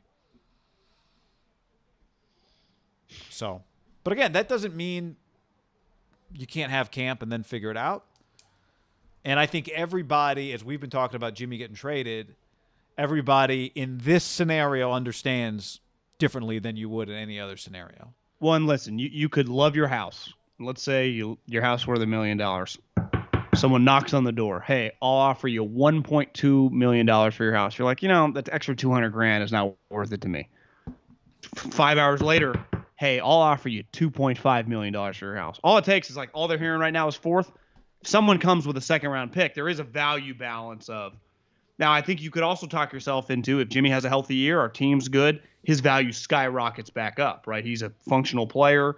He's definitely an NFL top 15, 18 starting quarterback, better than most of the guys, right? Well, yeah. And then 2 other things. One, he gets hurt a lot, though. The primary problem with Jimmy is he gets hurt.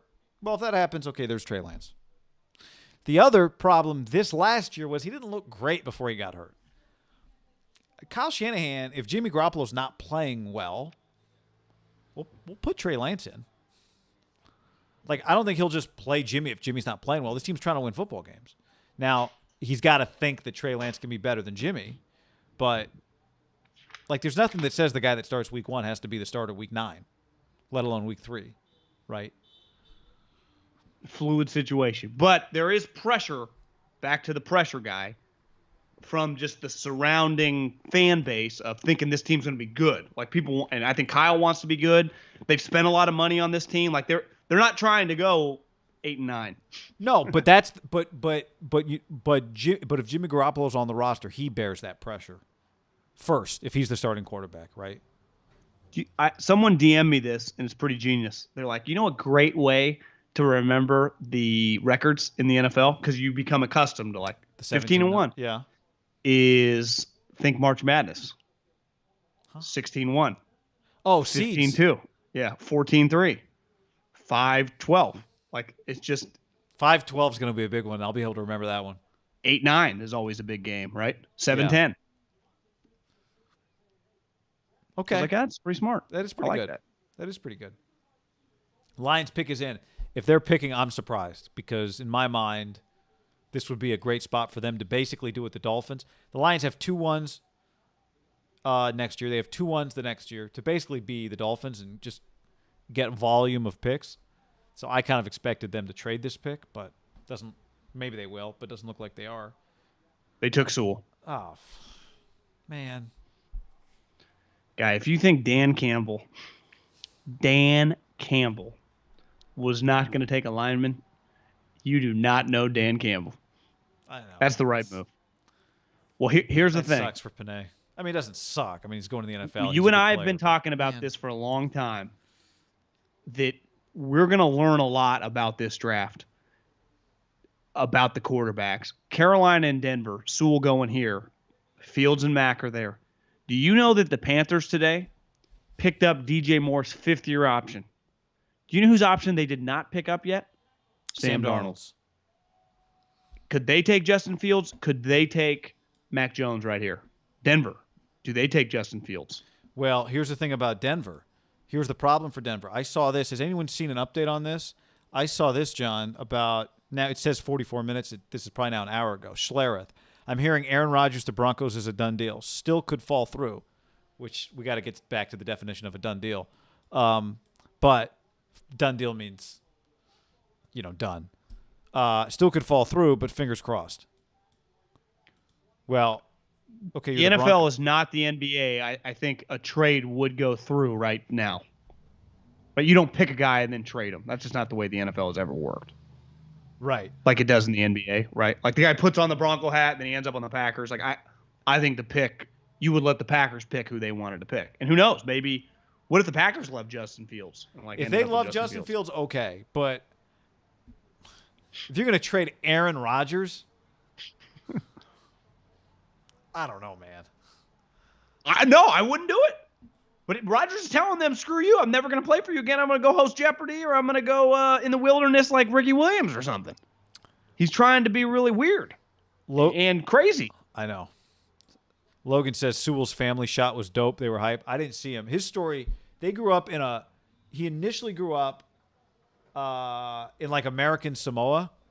He's got 3 brothers and a sister. Where is that? It's like between Islands? New Zealand and Hawaii, yeah. 3 brothers, a sister, his parents, him, and I think a couple other people slept in a 1-room. I mean, it's like a tin roof shack. They would have to put a net over the roof during hurricane season with rocks to weigh it down. They washed their dishes in the tub. They didn't have a sink. You're watching the Lions there. They didn't have a sink. They would wash their dishes in the tub.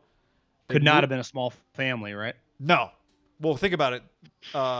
One of his older brothers played at Nevada.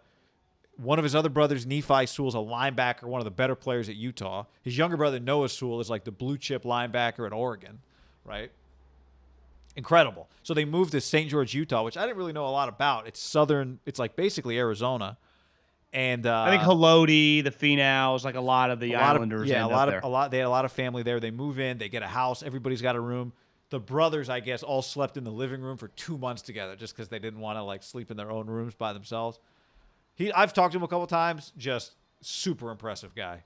I wanted him to go to the Chargers and play with Herbert, but you talked to him in person, like no, I interviewed him on the phone. I stood next to him a couple years ago at their Oregon spring game, but I didn't talk to him. He was a little further away. How big was he eyeballing him? I mean, I think I've told you this before. When I saw him across the field, I thought he was just like a huge tight end because he doesn't have like a big gut. He's just super proportional. I think he's a stud. I think he's just one of those like loves football, wants to kick people's ass type guys. So I mean, his brother, it was a weird season, but showed flashes of like, is this guy Ray Lewis? I mean, remember wasn't the Washington State game? He just annihilated somebody. Oh my God! I mean, he's got to be one of the better players on that team, right? I mean, they love him. He's their starting middle linebacker. Yeah, and his other brother's one of the better players on Utah's team.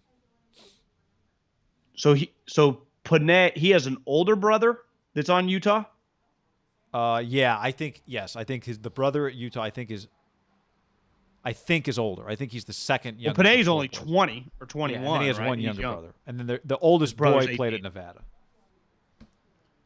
God, could I borrow his father's semen to impregnate my future wife? I mean, Because the I whole would family, like those everybody played genetics. football. Jesus. That is an incredible. One thing you saw right there with the Lions, their excitement, they had to be praying. Like, they want to build a big physical team. They probably, when the thing starts, like, oh, he's never going to be here at right 7. And then they take, I'm telling you, guy, the number one thing that stood out beside, like, okay, we got duped on the Mac Jones, not me and you, but just the country, is that Jalen Waddle was the pick. Now, I get it. I think that's a little bit, and I hate doing this, of like forcing. I get they played together in college, but like, what are we doing here? Did Waddle say he likes Mac Jones more?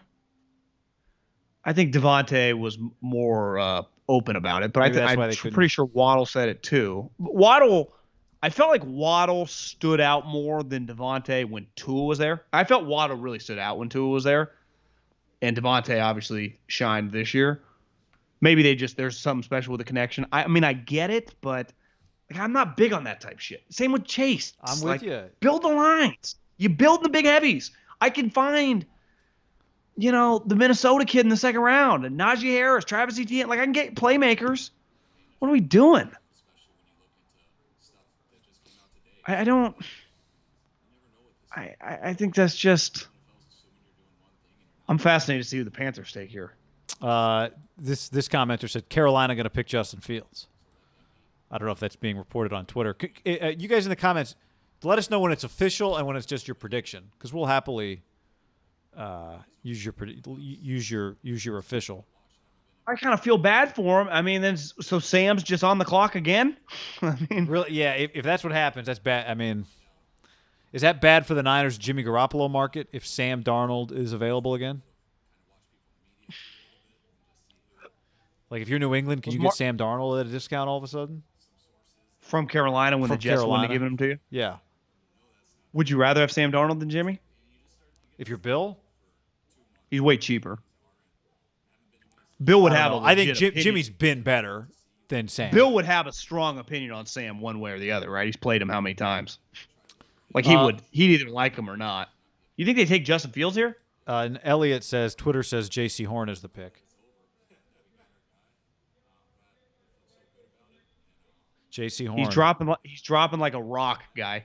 I mean, if he really falls, does Orlovsky get to be like, oh, maybe does Orlovsky, or does he have to stick with his second claim? Does Orlovsky get to come back like if he goes like 23? I heard it was just more epilepsy. Are we sure that Mac Jones goes in the first round? Hot take, as we're only on pick 9, but is he a first round pick? Well, I mean, you know what? Go ahead. I get it. These people were told this, but it got to the point where it was so outrageous. Were they just in cahoots? Are they cool? Like, is the media now just cool with being a mark and just be like, listen, I make a lot of money. I'm cool with being played. I mean, we see it. The political media is. I felt like the sports media, obviously you have your agenda with, if you cover a team or you're close with a guy, you got to pick your spots. But were you just doing it like as a favor to Tom Condon? Were the Niners really just play you? Because I don't remember in recent memory, like, in fairness to Justin Fields, people were like, I'm telling you, be cautious about this one. Like, that one was normally reported. The Mac Jones was like, he's going to the Niners. He's going high. He'll go to this team or this team. He will. Well, now, Mac Jones could go here because, General Payton is from Minnesota. He's got some Kirk Cousins ties. Like, could they take him here? Isn't Drew Lock more talented? Yeah, isn't Drew Lock more talented? I had a buddy that evaluated him that told me his write-up this year was like he's low-end starter that plays reckless, that he wasn't impressed. Especially, like, he's been in the league now a couple years, right? It's like he studied, he's played. It's not like, he only got 3 starts. Like, yeah. Not many flashes of brilliance. If we could go back to what you were saying about Mac Jones, I go back to the Kyle Shanahan press conference. I was telling somebody today, like, if it will be very easy if they were to draft Mac Jones to go back at his press conferences and read into things that he said. But we could go back no matter who they draft and read into things that he said. as I look back on those two press conferences now, one of the things I think is that Kyle just has these fundamental feelings about quarterbacking. And I think maybe now with hindsight, part of the reasons he looked agitated at times just was because it didn't matter who he was drafting. This was how he feels. And it wasn't. Okay, people were calling him an idiot. People were calling him an idiot for Mac Jones. Right? Well, yeah, but if he wasn't going to draft Mac Jones, what did he like? That was going to take itself. That was going. But I think part of the reason to be defensive is like you guys are crushing my fucking football IQ character without knowing who I'm going to take. Well, right, but again, like I think partly like his thing is like, yeah, Kirk Cousins can be good. Like, don't tell me I'm not drafting Trey Lance because that's where the trend is. I'm drafting Trey Lance because I think he's going to be the best quarterback. I think that's kind of was his core. It's like, yeah, I'm going to take who I'm going to take. But it's not going to be, if Drew Brees was in this draft, I'd take Drew Brees over Trey Lance. You know what I mean? I think that might have been part of it. Now you're right. I thought the first press conference, the Kirk Cousins stuff, he'd had enough. He'd had enough. Well, right? You know what I just thought of hearing you talk? If I was him, here's what he could say. You guys act like I'm the village idiot for liking Kirk Cousins. A team that went to the NFC Championship gave him $85 million and then extended him. Like, he's been good there. Like, hey, motherfuckers, I was right. Like, cha-ching on me on that one. Right. I nailed that fucking pick. All you guys shit on him for years. I read all your moronic social media posts. You too, Middlecoff and Haberman. Like, everyone shit on Kirk Cousins. But guess what? That's not a home run, but in the fourth round, I mean, I think the Shanahan should take a bow on that one, right? Like, thanks, guys, for us telling you from day one we loved him. Yeah. And you guys, you continue to mock me for that guy when he makes $30 a year and his team likes him. Well, what's the job of a coach? Now, he's a polarizing player, part of it, right? It's never like, you don't ever feel like he's living up to it, even though this year I think he threw 36 touchdowns. If I'm Kyle, like, stop telling me this guy's not good. I watch him. He's good. What's the job of a coach? The primary job of a coach? To win. To win. Okay. What's the second job of a coach? What do every college coach say? I want to help my players reach their potential. And because of the Shanahans, Kirk Cousins reached his full potential. Now, his full potential is not all-pro quarterback. His full potential is not carry a team to a Super Bowl.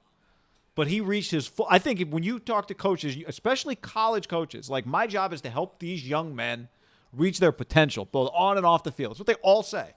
Like, that is the coach who gets the most out of their players.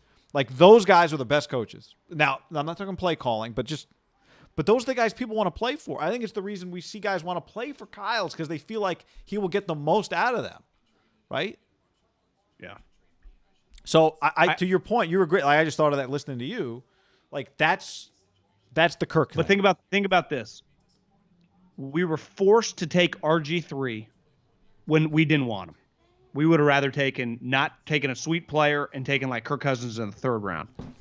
Instead, he's like, I'm sure he was told you could take him in the later rounds, but you got to take RG3. However it played out. We like Kirk Cousins. If I tell you that you can find a fourth round player and turn him into a 14-year pro who in the peak of his career turns into like between like the 8th and 11th best quarterback every year in the league, I'd be like, God, I want that evaluator / offensive coach on my staff, right? Right. He can pull that off. And I do think that overwhelmingly it's connected as a negative, right? Kirk Cousins, Kyle Shanahan, synonymous in a negative light, not in like Andy gets credit, always positive stuff, like with Mahomes or Alex, or like, God, he went in he took one on the, Michael Vick was not a popular decision, but God, nailed that one. He's just always getting popular credit, where Kyle gets a lot of like, if he could have his druthers, he'd just be Matt Ryan all day. And people are like, ugh. Right? Well, it's like, you motherfuckers wouldn't want Matt Ryan. I kicked all your asses when I had him. It's a, either way, this is potentially career. We talked about how he just won Matt Schaub. Oh, yeah, the guy we won 10 games with for 3 years in a row. Like, you guys keep acting like I don't win with the guys that I want. Yeah, but there's a difference between, do you realize, I think this is what came up the last few days, does he believe his scheme is more important than his players? Right. And the fact is, by and large, the people that consistently win championships are the ones that are really good coaches and have really good players. So you need them both. But I think you go back to the story comes out all the time that I read it this week or within the last couple of weeks. He has told his staff members that he can win with any quarterback. Do you believe he said that in like staff meetings? We can win with any maybe in. Yeah, I don't give a believe shit he who we says got. it. Yeah. Give me. Yeah, maybe in like the heat of battle, but like give me fucking Hackenberg. I'll get you 8.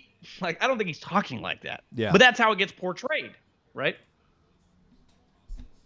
Yeah. Yeah, but that's why it's probably unfair that he drafts this guy and we go, oh, Kyle proved it to us that that's not what he's about. Because he would argue, look, man, I just playing with the quarterbacks I got, right? Jimmy fell in my lap, I took him. Before that, I was going to take Kirk.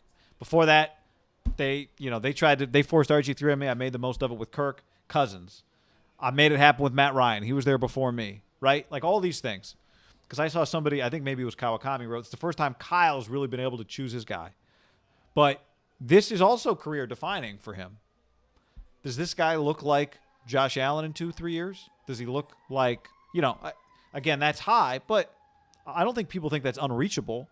Because if he does, if we're talking about how it defines your career one way if you take Mac, I mean, are we about to, if this works, then you're talking about this guy's the head coach of the San Francisco 49ers for the next 20 years, 15 years. I mean, I know we never think that far in coaching because just too many things happen. But if this works, this guy is the head coach of the 49ers as long as he wants to be the head coach of the 49ers. Here's where I give him credit. The last 2 picks, teams that were all associated and went on this kind of round robin with the Niners. Broncos just took Patrick Surtain. To me, that pick and the last pick of who the Carolina Panthers pick? J.C. Horn. No. Oh, yeah, you're right. J.C. Horn. J.C. Horn. Cowboys on the clock. The connection was that the Carolina Panthers and Denver Broncos and the 49ers all wanted the same quarterback. And at one point in time, it was Mac Jones with the Niners, and then the other connection was like Fields with all 3 of them. One thing is abundantly clear. The reason those 2 teams acquired Sam Darnold and then obviously Teddy Bridgewater is they got word that it was Trey Lance. You know who those 2 teams wanted? Trey Lance. And this gets back to the Niners overpaying. And as a scouting buddy on the Niners staff told me, he's like, I think you guys get too caught up. And we've talked about this, about the price. And if we believe, obviously Kyle believes, when he says we're just along for the ride. Kyle believes that this guy's a starting quarterback and we want to improve our team, that like the overall price to get him, okay, you can argue that that's a lot, but to not assume that, and he didn't use the Broncos or Panthers, but you can insert them, that they wouldn't have the same views on players. Now it could be other teams given the player, but in this situation, I think it's very clear that it was the Broncos and the Panthers like Trey Lance. And they were all on the right guy. And the Niners overpaid to basically jump them. And they got lucky, back to our original conversation, that if it was all on an equal playing field and maybe they would have jumped up. And even if they just equaled the price, pick 8 and 2 1s is better than pick 12 and 2 1s, right? It's just they could have. They just had more powerful assets. It's where you go back to giving them credit. And you've talked about this over the years. Knowing what everyone else is going to do is part of this game, in addition to valuing. And I believe that the Niners were in on Matt Stafford. We believe they were in on Deshaun, or amongst all the teams talking. I absolutely believe the Panthers were involved in both of those things. Clearly, they've been looking for quarterback, and good for them, by the way, in believing in Sam Darnold. That's interesting. And they should, Guy. I think the Broncos, that's an incredible distressed asset to play around with for a couple years. Absolutely. And I think the Broncos, based on what you've said about what many people have said about Drew Lock, were involved in that. And so through all of that, I remember interviewing Herm Edwards about the Niners taking Brandon Ayuk. Okay.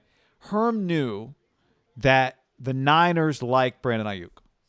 Herm likes John Lynch and Kyle Shanahan. Obviously very tight with John Lynch. Herm believed that Brandon Ayuk, the best spot for him was with Kyle. Herm talks to other teams. Before the 49ers traded up to get Brandon Ayuk, John called Herm and said, what do you think? And Herm said, if I were you, I'd get up to get him. Herm knew other teams wanted Brandon Ayuk. And Herm wanted Brandon Ayuk on the Niners because he knew that was a good fit. And Herm indicated to John that he thought they were going to have to move up. I don't know if he didn't tell me that he specifically said this team likes him, so you better get ahead of them. But Herm told the Niners, like, you guys need to move up because other teams like him. And they did, and they got him. So, like, when we talk about how do they know, you know this better than us, explain. But, like, how do they know what other teams are up to? I do wonder if part of that is they're talking to all the same teams. They're talking to the Lions. They're talking to the Jets. They're talking to the Texans. Like, and now you're all talking to each other. Somehow, the Niners felt like they knew that other people could like Trey Lance, that Trey Lance would be the guy. Because to your point, now we're seeing it. Because the Broncos and the Panthers are both passed on these other two guys. Yeah, the Eagles just traded with the Cowboys. Eagles are a 10. They're going to take a quarterback. They're going to take a quarterback right there. They're going to take Justin Fields. Would be my guess. That's pretty. I bet Justin Fields is. If you're the Cowboys, If you're the Cowboys, do you need to know who they're taking when you trade within your division? Well, what the fuck did they trade? Because I see maybe they haven't updated this, but the Philly has 10 and 12. Oh, you're right. What is that about? There's no way they kept 12 with the trade back, right? Were the Cowboys like, we're just over the first round? That'd be pretty nuts. But then I just saw the Cowboys draft room. There wasn't a soul in there. Except Jerry's daughter.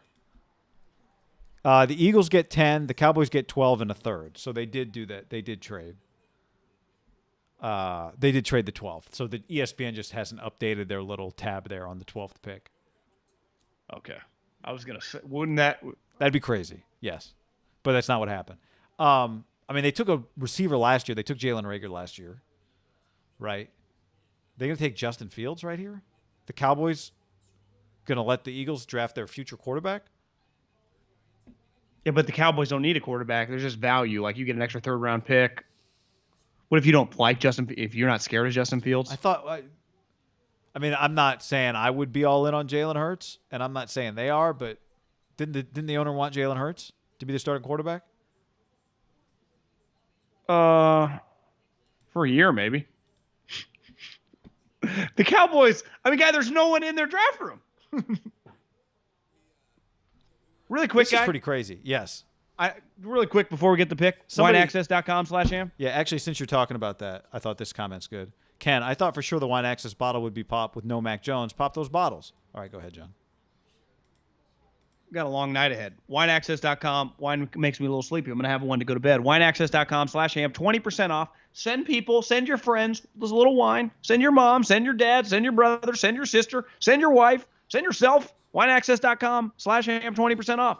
It's fantastic stuff. Only 1 out of 18 bottles makes it onto the website. It has to be unanimously approved by the Wine Access sommelier and expert team.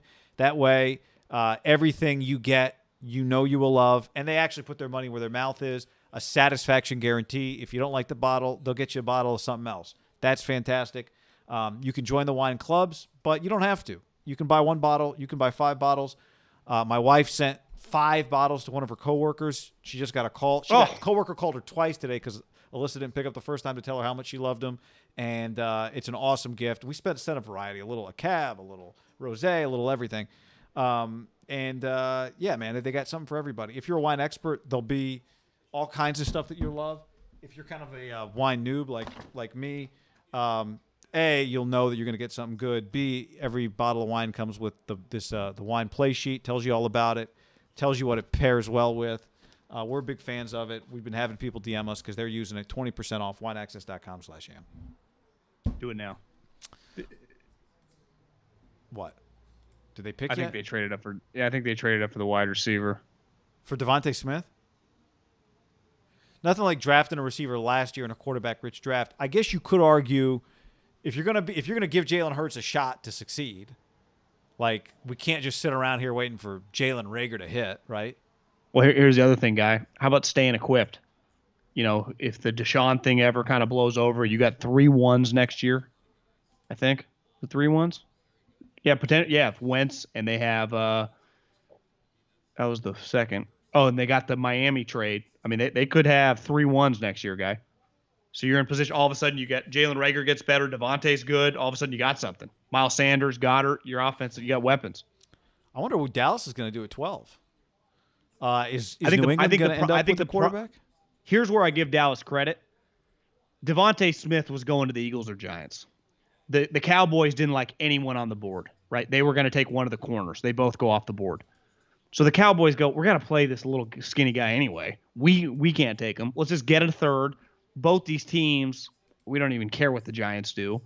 We'll just add a pick and take a guy that we would have taken at 10 anyway because we weren't taking the wide receiver. I don't mind that. Just take and if I'm Dallas, just take an offensive lineman at like 12. Don't even overthink it. Apparently, John Lynch told the media, John, that they've known for a few weeks. They let Jed York know on Wednesday. So maybe the reason they both did the press conference together Monday was like Kyle was not initially on it. Let's see, Eagles pick. Let me pause for this.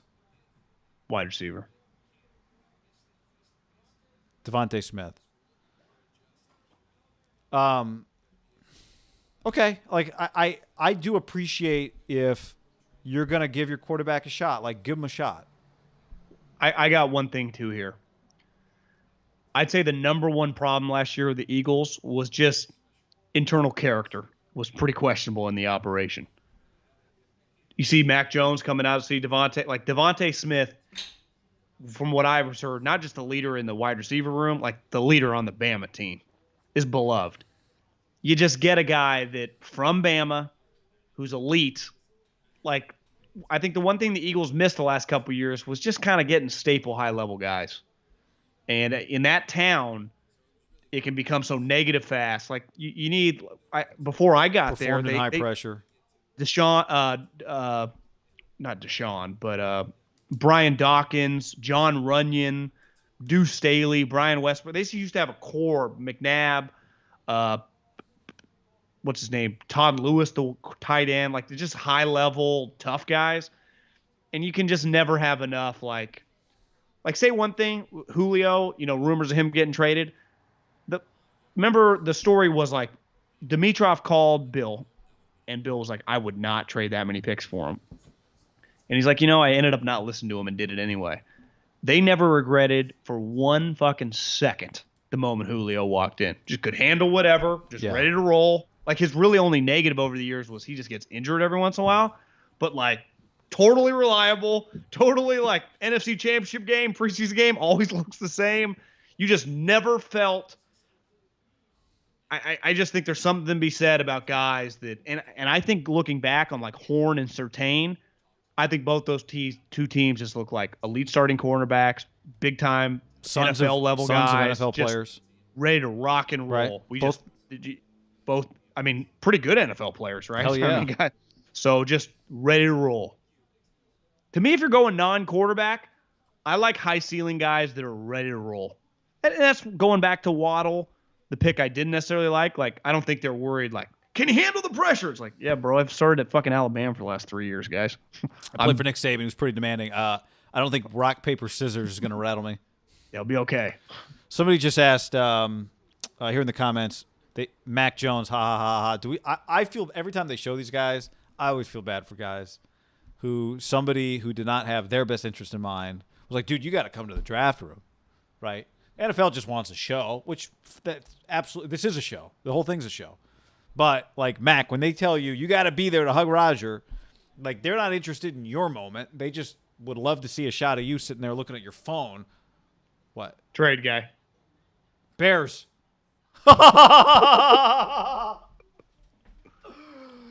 Yes! I'm told Ryan Pace has a stiffy for Mac. Wow. So how many GMs get to draft two quarterbacks?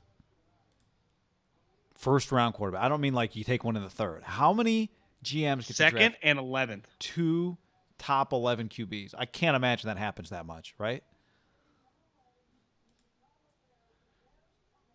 Got to be pretty unique. Who had 11? The Giants had 11? Yes, Giants had 11. Yeah. So here's where I give Howie credit. He jumped them and got their guy. This is where you can talk shit about Howie. People crush him. I mean, you don't, but Howie knows his shit when it comes to the draft. Like, the Giants want Devontae. You leap them with the Cowboys. Like, that's the problem with the Giants historically. It comes out who they like. Now, it's easier when it's in your division. You have a good idea what they're missing and not. But, like, the Giants just got boom. And the Cowboys, it was like kind of the Cowboys and Eagles working against the Giants. And now, granted, they went from 11 to what? The Bears were 11 to 20, a fifth, next year's one. And Whoa! Yeah. They traded next year's They one? traded next year's one. And I think it might have been a 2. The screen changed before I saw. Dude, I'm telling you. Would you allow Ryan Pace to do that? This is why GMs... No. It's a fourth. So the 1 and a fourth next year. So you're right. Fifth this year. 2000 next year's 1 and a 4. They didn't trade 20 this year? Yeah, okay. So 2 ones. Flip-flop ones fix. plus another one. Yeah. Plus another one. This is GMs who are like kind of on the hot seat. I would have to fire. I could not keep you in my organization. Are they going to take Mac Jones right here? Justin Fields. One thing's clear, right? The Niners, you couldn't sit there at 12 and have gotten Trey Lance. We can all agree on that now. No. That wouldn't have happened. Could you have got up to 6, though, and jumped those guys? Yeah, you might have, but somebody else might have done it. Somebody might have gone to 4. I mean, who knows? Right? This is... Look, if this pick is Fields, you just said it's Fields? That's what I saw on Twitter, but not confirmed yet. Now that's pretty incredible.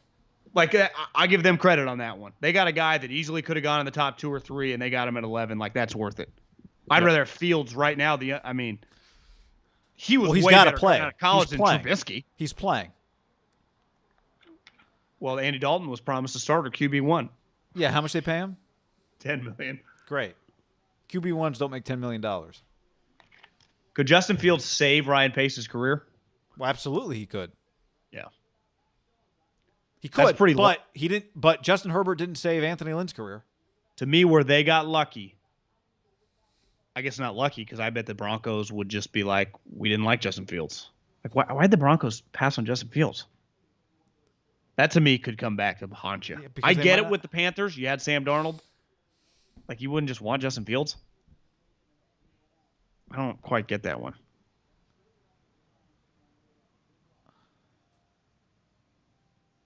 Pretty big moment for the Bears. Like, this draft turned to suck to pretty cool. You and I said this the other day. We're not the only ones that we thought this draft was going to be awesome. Honestly, it's been a little better than I anticipated. Because of this pick probably takes it to another level. Obviously, the Trey Lance thing. But here's the other thing. Just a quick reset for anybody that was watching. Lynch and Shanahan spoke. I guess they wrapped up about 10 minutes ago. So if you're just jumping over here from that, welcome. We're hanging out tonight. WineAccess.com/ham, sleepnumber.com/ham. We will be streaming again tomorrow, John. Probably around the start of this. I think the second round starts at 4. So what do you think? Around then? Jump on around 4? Yeah. We'll do something Saturday. Obviously, our podcast will be recorded and live streamed on Sunday afternoon-ish. So just keep that in mind. We'll be back here tomorrow night. We'll be back. We're not getting off now. We'll be here for a while, but keep that in mind. Tell your friends. We appreciate it. If you got the ham hat, wear the ham hat. The Shanahan promo code ham hat. Came in black and it came in red. Sold out now. If you're new to the channel, I'm Guy. That's John. Subscribe. What up, dog? Yeah, we're fired up. This is fun. We started this channel, honestly, John, about a year ago, the draft. So that's pretty big league right there, man. Ohio State's quarterback just went to the Chicago Bears. Oh, I thought you were giving yourself credit for starting the channel. You should have. No, it's been a fun year on the channel. We appreciate if you would share it with your friends and all that. Appreciate everyone that's watched, and I'd say this. We do appreciate everybody that's watching. the highlight of the draft, honestly, because I do think it started feeling like Trey Lance, so it wasn't that shocking, even though I guess it was when it happened. This is pretty damn close. I mean, they kind of came. This guy fell a little bit. They came up and got him. If I would have told anyone, I mean, they got Justin Fields, the Bears. If I would have told you that 3 days ago, you'd be like, how's that possible? Even if he doesn't go to the Niners, right? Did anybody see? My guy's got a chance. Did anybody see a mock draft with Justin Fields going to the Bears in it? Now the comments. Alex suggests Mac Jones to New England. I mean, this will be the test, right? This is Jimmy's kind of trade value hanging in a balance, although it does – I could understand Jimmy not – I think we both could – not getting traded now. I think we'll know more after 15 for sure, right? Because the Broncos aren't trading for him. The Panthers aren't trading for him. Washington football team doesn't need him. Like, he's got a no-trade clause, so it's like he ain't going to Houston. Oh, sorry. I was talking about Mac Jones. Are you talking Mac Jones or Jimmy? No, you keep going with Jimmy. I said Saints. I was thinking of Mac Jones. Most of these teams don't have any money. Where's Jimmy going, guy? The teams aren't flush with cap space. He might not be going. He might be stuck staying. With Jimmy? Yeah. Denver? If you were him, to me, I would go to Denver if I were him. So you would just have like Jimmy and Teddy and then get rid of Locke? Yeah, I forgot about Teddy. That's weird. He's kind of there. I think Jimmy's better, but he is. Teddy with half a leg though somehow plays. Jimmy just disappears. Even though I think Teddy did get hurt this year, so let's not. It's fairness to Jimmy. Teddy can't look down his nose at Jimmy as being like some available player. Teddy's his leg fell off in practice. At least Jimmy's gotten hurt in games. Yeah, I was just gonna say if you're Justin Fields, you're pissed that you fell. But you're on the Chicago Bears. Like that's I hope he's happy about that. I mean, you don't have to look that far. Guys getting drafted in that. This is Deshaun Watson, Pat Mahomes neighborhood, right? Do you think the league hates that 3 of their 4 quarterbacks so far that got drafted? New York, San Francisco, Chicago. Jacksonville. That's what I'm saying. 3 of the 4. Like, no, that's pretty good. Like but that one right there is pretty special for the league. Ohio State's guy went to Chicago. In Big Ten territory. Like that to me is better than BYU's guy went to the Jets. I agree. I'm just saying the Jets just have like a quarterback that people want to see play. Sure. Yeah, that's a big deal. This is, if I'm a Bears fan, I'm fucking fired up. That is. Nagy was around Mahomes his first year, like he was around Foles his rookie year. Like he's been around rookies. This might save their lives. It's a swing you got to take. Well, it's one because when you said that, like, God, they gave up a first round next year, I think it's easier if the owner, I guess the owner's really old, but like whoever is a decision maker that's young and kind of knows what's going on. When I mean young, like could be 60. I'm okay saying, yeah, you guys can trade a 1, knowing it's Justin Fields. Yeah, that's true. That's true. The other thing, it does make the Niners trade look better, right? Because this team gave up a 1 to move up to 11, a 1 and a, what do we say, a 1 and a 2 or a 1 and a 3? So they flip-flopped, and they gave a 1 and a 4. Okay. So, if they only had to give up 1 to get up to 11, then, yeah, you'd have to give up 2 1s to move up 3 spots, or move up to 3. They moved up 9 spots. The Niners moved down 9. They both moved down 9. Yeah. That's right. 20 to 11. 1. Yeah. So, to me, that also kind of validates the Niners. Because obviously the single digit picks are way more powerful than a pick 14, 15, 16, right? Right. You're just jumping more valuable real estate. Yeah. So I think that don't you think that's kind pretty of validates expensive? I that's one of the easier trades in recent memory. Like, wait, I need a quarterback. The star guy's trading. My fan base is going to be. Wouldn't you say the reaction right now in Chicago, like tomorrow, like locals Waddle and Silva, and that's a pretty big day. Like it feels pretty good. Waddle and Silva, good pull. But I just isn't that like to me? This is just a probably pretty big moment in Chicago. Huge. Do you think so? What do you think that process was though? So now the Cowboys pick is in. Them waiting for it to get to 11, Like, were they trying to get to 10? Were they trying to get to 9? Well, yeah. Why wouldn't they have called the Cowboys? Cowboys didn't want to go back that far. Or maybe they had good intel. Maybe they just knew they didn't have. Maybe they knew Maybe they just knew that's where they had to get them. Who the hell's that? I don't know. NFL is. Who's in Rodgers' chair right now? All right. It's a first next year, a 4 next year, and a 5 this year, apparently. Just looking at the. This is a good point. Somebody in the comments, Luke just said, Chargers taking Slater. Good pick. Taking a tackle, taking the second best tackle in the draft at 13. Wait, who? The Chargers? No, yeah. So the Chargers are on the clock. The Cowboys pick is in. We're waiting on the Cowboys pick. I'm just saying, Luke is. I don't know if he's predicting it or he saw it on Twitter, but he's saying, I'm just saying if you're the Chargers at 13 and you get the second best tackle without having to move up, that's pretty good for Herbert.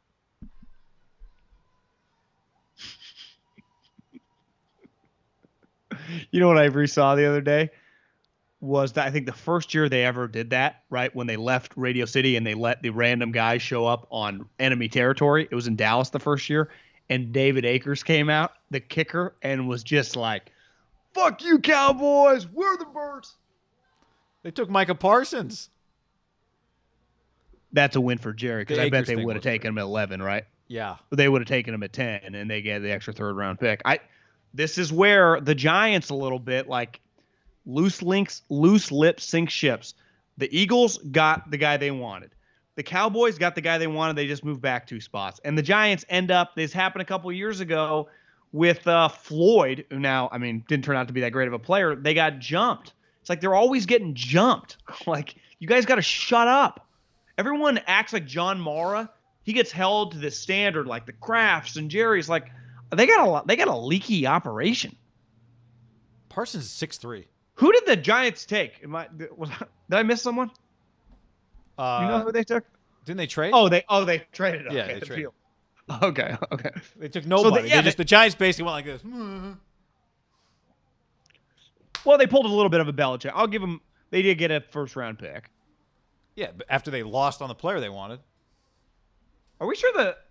Well, I guess if Rodgers were to. Aaron Rodgers? I don't know if Rodgers can get traded. Yeah, maybe that's why the Broncos didn't take a quarterback.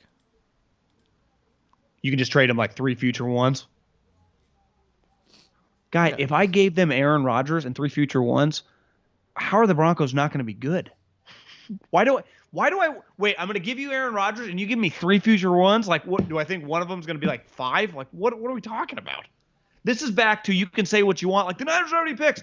Pick 3 is better than even if I give them to Crazy Gruden. Like they've been 7-8 wins with Carr. They're not going to win 10 or 11 with Aaron. Like you're just holding on to him now because the best idea would have been Trey Lance or Justin Fields at 3. Now it's like I'm not trading him to a team that's like middle of the road. Then immediately Rodgers gets there and they're just good. Fuck that. Now, Rodgers actually, if you were going to trade him, the move was today. Well, absolutely. Yes, that's why he kept trying to get it done. And I think part of the reason might be, to your point of what you just said, he might not get traded. Now, again, Schlereth tweeted that it's done deal, except it's not. But that's pretty sweet, man. Micah Parsons to the Cowboys. They need defense. Arthur says, I like this little stretch here, guy. Yeah. The Patriots, the Raiders, like this, they're still just I'm a sucker for this stretch. The 20s, whatever. This is a great stretch. The Chargers, what do they do? Here. You think they just take an offensive lineman? I think they go Slater. That guy's still on the board. Protect Herbert. You could take the USC guy is supposed to be known as like Mr. Elijah Vera Tucker. Do it all. Can play guard. I like scheme versatility.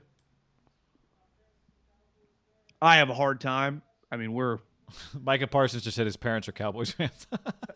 I'm 23 minutes away. I have a hard time seeing Bill Belichick take Mac Jones with the 15th overall pick, don't you? He was standing there when he was overthrowing balls. Like, he's going to take Mac Jones? Yeah.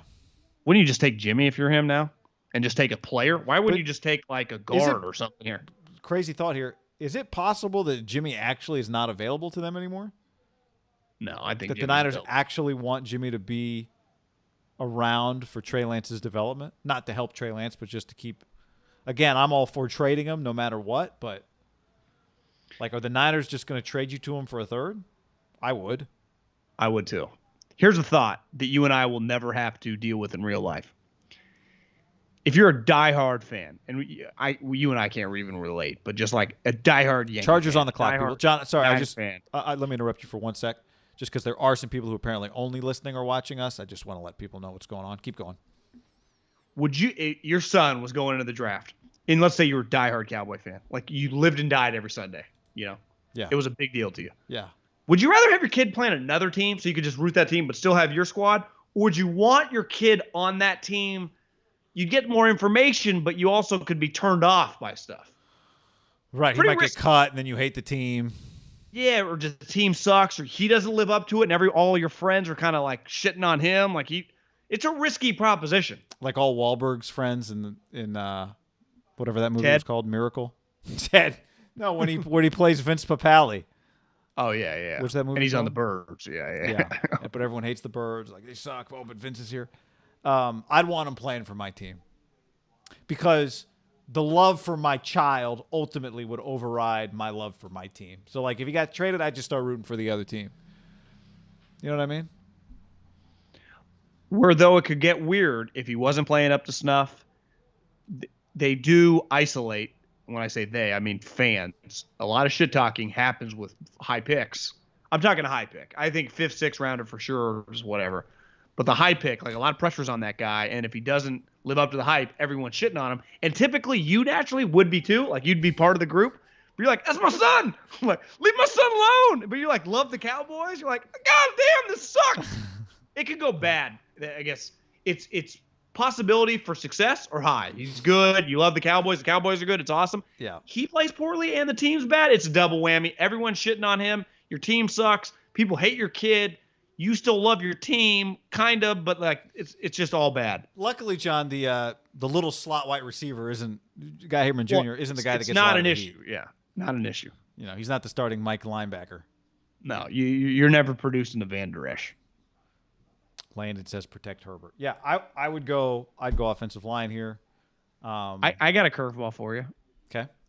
What if the Raiders were to take Mac Jones? Would that break the internet? That'd be amazing from an internet standpoint. It wouldn't make any sense to me. They need defense. Derek Carr's better than Mac Jones. It'd be a stupid pick. But it is something. Would you fall out of your chair if I told you Mac Jones ended up on the Raiders? It's believable, isn't it? I mean, yeah, anything's believable, I guess. But no, I would fall out of my chair. I saw somebody just said somewhere, guess they could have got Mac Jones at 12.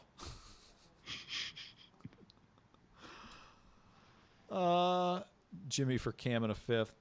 I still like the so much for my Jimmy for. How about the Jimmy? What's up with Stephon Gilmore? How about that trade? Which I'm pretty sure I was the first one to suggest that trade, and now I'm seeing it everywhere. You just do straight up? Yeah. Gilmore wants an extension. They couldn't trade him last year at the deadline because he got hurt.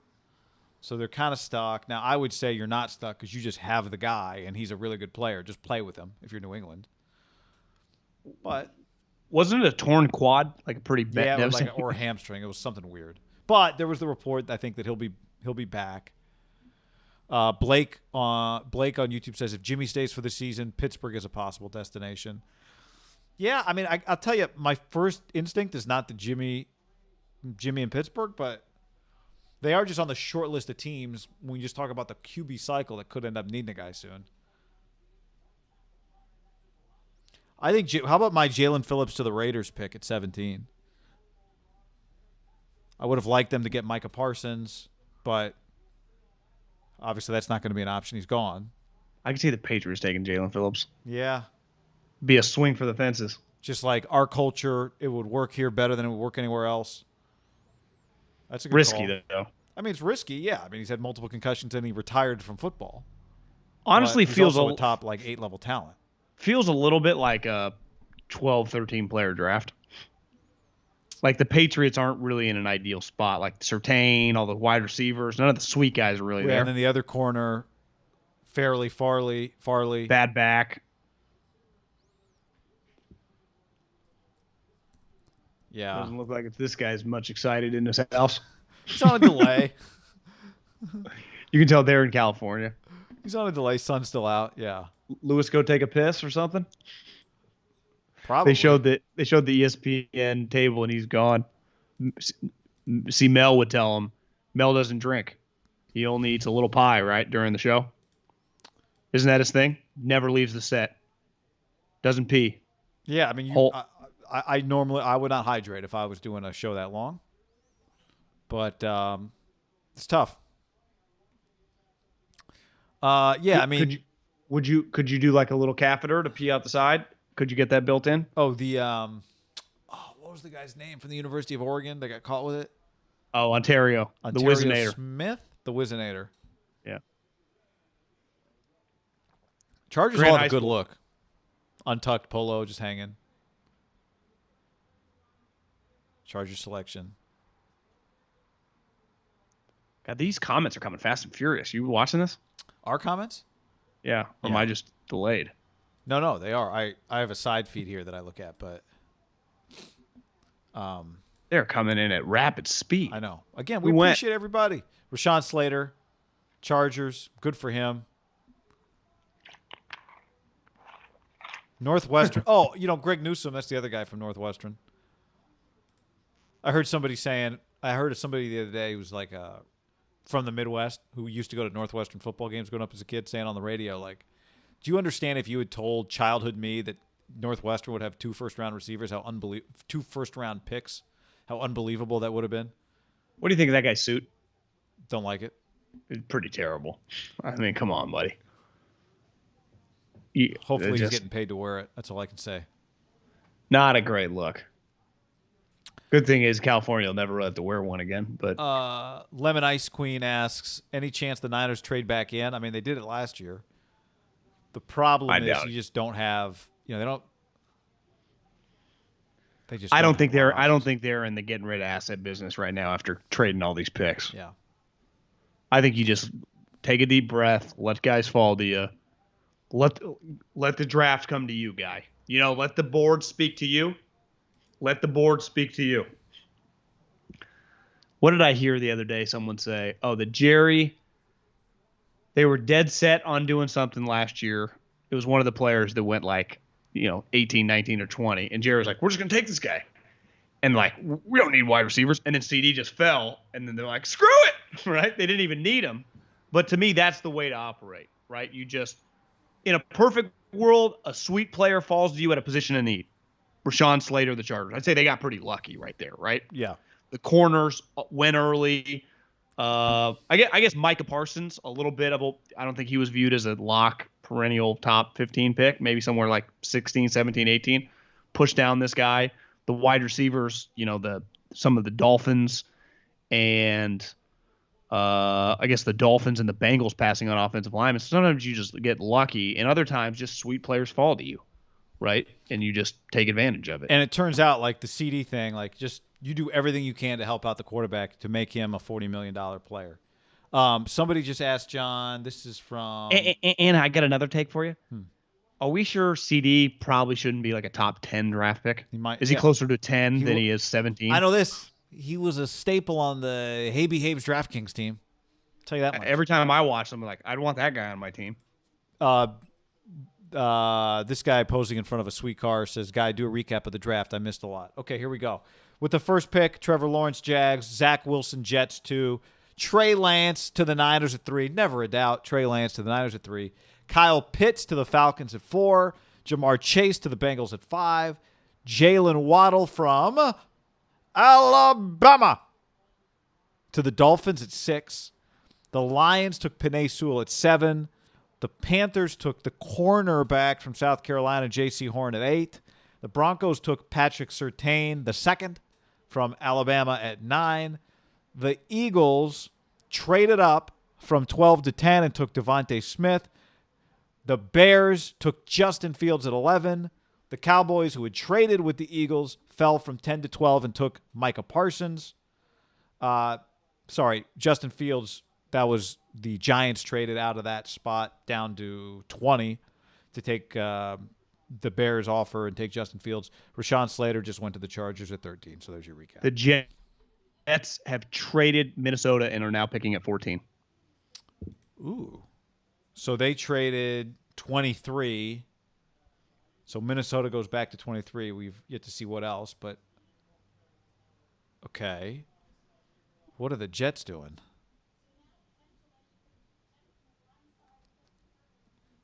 The Jets going to take do the Jets like a receiver? Do they like Rondell Moore?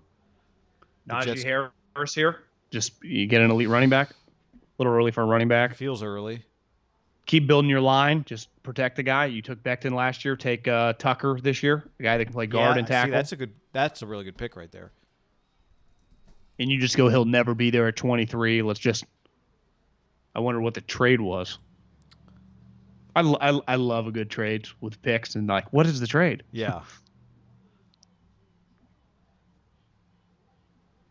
I guess they don't. I was thinking like Mac Jones. No, they don't need Mac Jones, huh?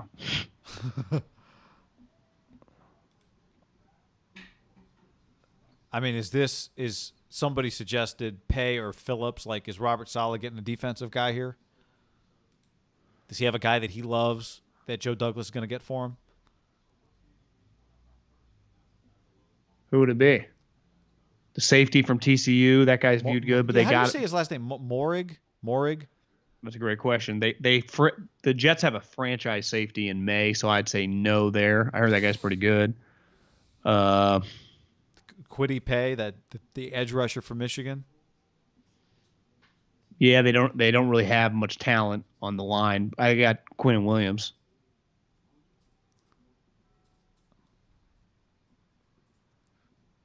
I was hoping when I saw a trade up, it was going to be a team that was coming for a quarterback and take Mac Jones, but to put him out of his misery.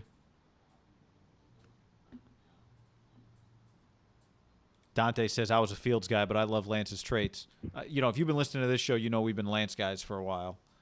So good with that. McBurger says Caleb Farley, maybe. I don't know. The medical stuff is pretty alarming. Linebacker from Notre Dame. Yeah, is the suggestion here from Pratik, Jeremiah Owusu-Koramoah. I just flipped on. In my timeline. Garrett says it's Vera Tucker. If it is, that's a good call by you. It was Lefko on like Bleacher Report show, and they were talking like diving into the quarterbacks, and his guest is RG3 talking about Justin Fields. I think sometimes when you're a guy of his fame, it's hard to even look at RG3 and like anything coming, like him trying to be an analyst, like I won't be able to take him seriously. It's just one of those things. Like Jay Cutler did it I guess it never ended up happening to him, but it was going to be a little. And Jay Cutler was infinitely better in the pros and had a longer career, but Jay was going to have an uphill battle of like, can you just take Jay Cutler? RG3, I'm sorry. You can't put him on like a panel and expect me to listen to a fucking word he says. Like, I'm not doing it. That's just classic. Like these executives, like get us a name. Like I'm gonna mock that. Come on, you idiots! What a waste. What are the Raiders gonna do? They traded a lot, guy. They traded for pick 14 and 143. The Jets gave them 23. 66, which is probably the first pick in the third round, and 86. So they gave up 2 third-round picks. It's not nothing. To me, you do that for the offensive lineman because you think he's the last elite offensive lineman in this draft. Yeah. And your GM's an offensive lineman. And you just got to do it for your quarterback's sake. And then you go, in the last 2 years, we've got 2 of our 5 guys we think can be Pro Bowlers, right? This guy's a guard, or we got a left tackle. It's like, okay. This guy a guard or a tackle? Played tackle at USC, but they think he's a guard. Yeah, I think he can play both just from everything I've heard. People think they traded for Eric Flowers, too. It does feel that the scouting community is much higher on him than his teammate last year who went 19, right? No, wait, or they didn't 18. trade for. Sorry, Washington traded for Eric Flowers, right? Yeah, some Dolphins. Yeah. But like last year, the tackle that Miami got from USC, Yeah, what's Austin his Jackson. name? Austin Jackson. The NFL is much higher on this guy than Austin Jackson last year coming out. I think people thought that was a little bit of a stretch. Like he was mid to late 20s, early 30s. This guy was viewed as like a top 18 pick in a draft, right? He's just going to be a good pro. Yeah. Tackle, move to guard, but can play tackle. Austin Jackson was viewed more as a project. Yeah. This guy's like plug and play. Where did the Colts draft? 6th. So if this is your franchise, if this is a franchise guard, it's pretty good. Now, I would imagine that Quentin Nelson was viewed as like the best player in his draft. It was a guard. And he's lived up to it. He's been like a 3-time All-Pro. Do they take him yet? If you were a diehard fan, would you get a sports coat with is he talking to Belichick? Shane says it. They didn't put his name up on the screen, but Shane says it's Tucker. Okay, yeah, there he is. Was Mac talking to Belichick right there? Did you see that? Yeah, I did see that.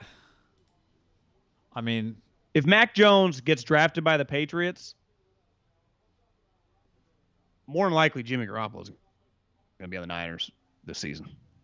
Which, as a content guy, I'm okay with. But how about this one? How about the Patriots took him? The Patriots took Mac Jones? Yeah. See, falling's not bad. Now I don't feel bad for Mac Jones. How about if the Broncos actually trade for Aaron Rodgers and the Packers get Jimmy Garoppolo? Again, I couldn't do that if I were the Packers, but are we just going to forget about this Aaron Rodgers story today? The Aaron Rodgers story just going to go away? I'm on a text thread with a diehard Packer fan. It's like Middlecoff was a little too excited. Like it's not over, Titus. Like that was fake news. Like no, I mean it's real news. Like you're right. Drafts. I'm cool now. We're cool. Just earlier today, bad mood. Had dinner, cheeseburger, fucking cocktail. Feel better. Schefter, I'm good. You're right. Put that can of worms back in the can. You're right. We have, and that's part of the draft. Just it gets forgotten. But that immediately Rodgers is one tweet away from immediately being the biggest story going right now. Right? He could tweet like just eye emojis or like what the fuck. If I was him, I would tweet out like a WTF. I would just throw a grenade that didn't even mean anything. Or a poop emoji. Make him a full NBA player. I mean, if you're Mac, you can kind of breathe easy if this is your guy. But I also think Mac, I think Mac, he gets to quote unquote Tom Brady replacement, but not have to replace Tom Brady the year after. Yeah. It's a smoother transition. Their team isn't very good though on offense. Edelman's gone. Harry stinks. Well, you and I, neither one of us. I guess they did sign. Never mind. I forgot they signed about 17 guys. They signed multiple. They signed Hunter Henry, Jonnu Smith, Nelson Aguilar. They spent like more money than anyone's ever spent, and it was on receivers. But Kendrick Bourne, they're better on offense. And you and I watched a lot of them, and when people were talking about how good Cam looked, you and I both said, no, he doesn't. He's still got to beat Cam Newton out. It's not a guarantee that he can do that. Well, even if Cam is not starting, Cam's playing, right? He gets to play. Just he's a goal line running back. Cam has a role.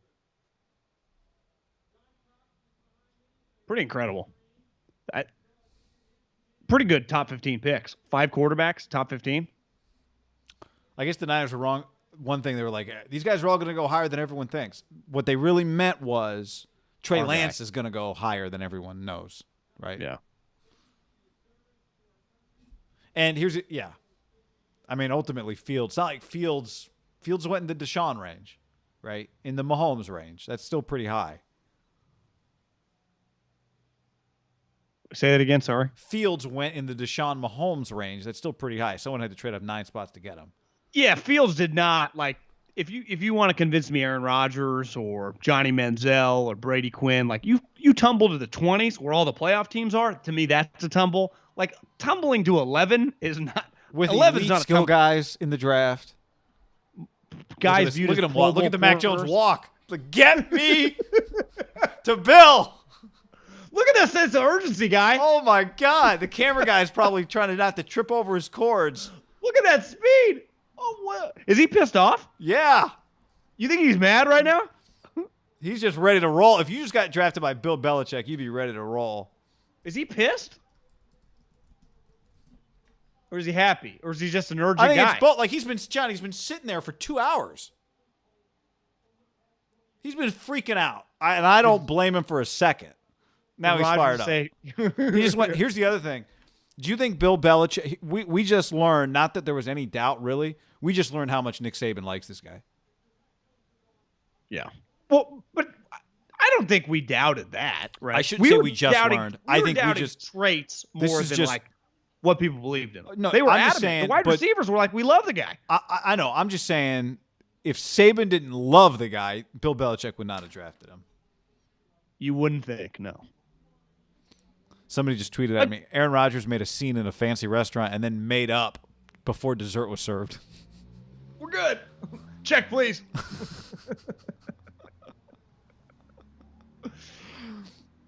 That would be pretty funny if he tweeted out just like hashtag just kidding.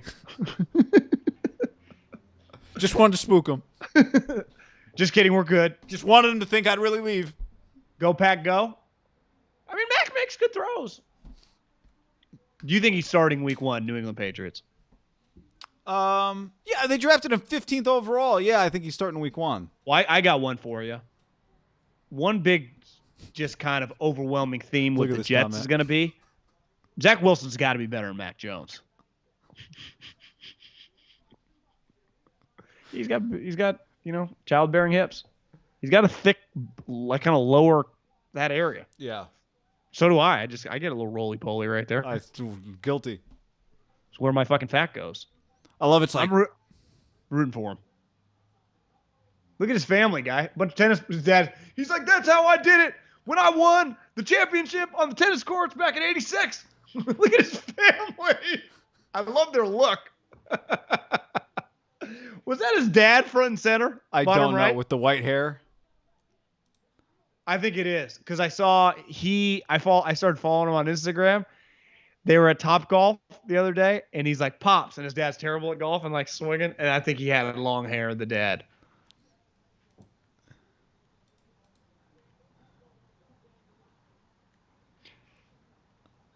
I love it. John, this draft has been everything that I hoped it would be and more. Mac Jones to the Patriots, Justin Fields to the Bears, Niners draft Trey Lance. Are you kidding me?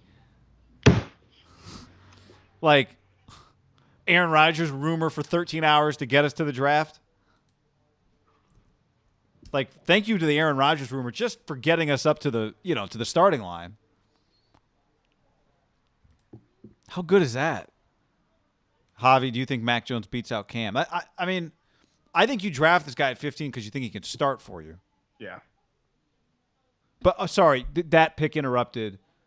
Go back and make your point about the Jets because I think it's a point we should go back to. Well, I think here the thing with the Niners, right? I think Trey Lance is going to be compared not necessarily to Mac Jones, even though maybe Kyle will. I think fans are just going to keep an eye on Justin Fields. Should have been Justin Fields or Trey Lance. That's kind of his comp. The Jets, it's going to be a double whammy. They get the worst of both situations. Because I was just thinking, Mac Jones, you're in your division, you play him, and his team's going to be better. His coach is just better. Like, he could just look better early. So that's going to be the elephant in the room. Like, they have a better fucking quarterback than we do. They took Mac Jones. We had the pick of the litter, basically, of the 4 guys, and we got this guy. I also think Zach Wilson is going to have Trey Lance and Justin Fields also to compare to, right?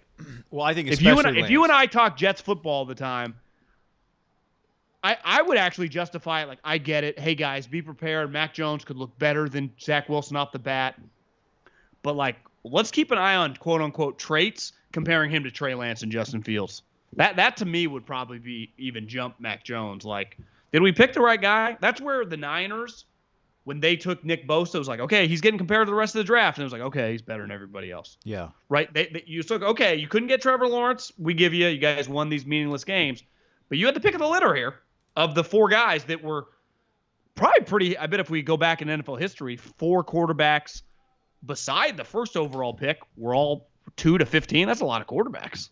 Right? Don't you think that when you go one right after another, Herbert and Tua, it's a little different than like the Bears get a lot of shit for passing on Mahomes and Deshaun Watson, but like it's not like it was the whole league viewed those guys as top 3 or top 5 picks, right? There was only one quarterback clearly that was viewed as a top 5 pick or whatever.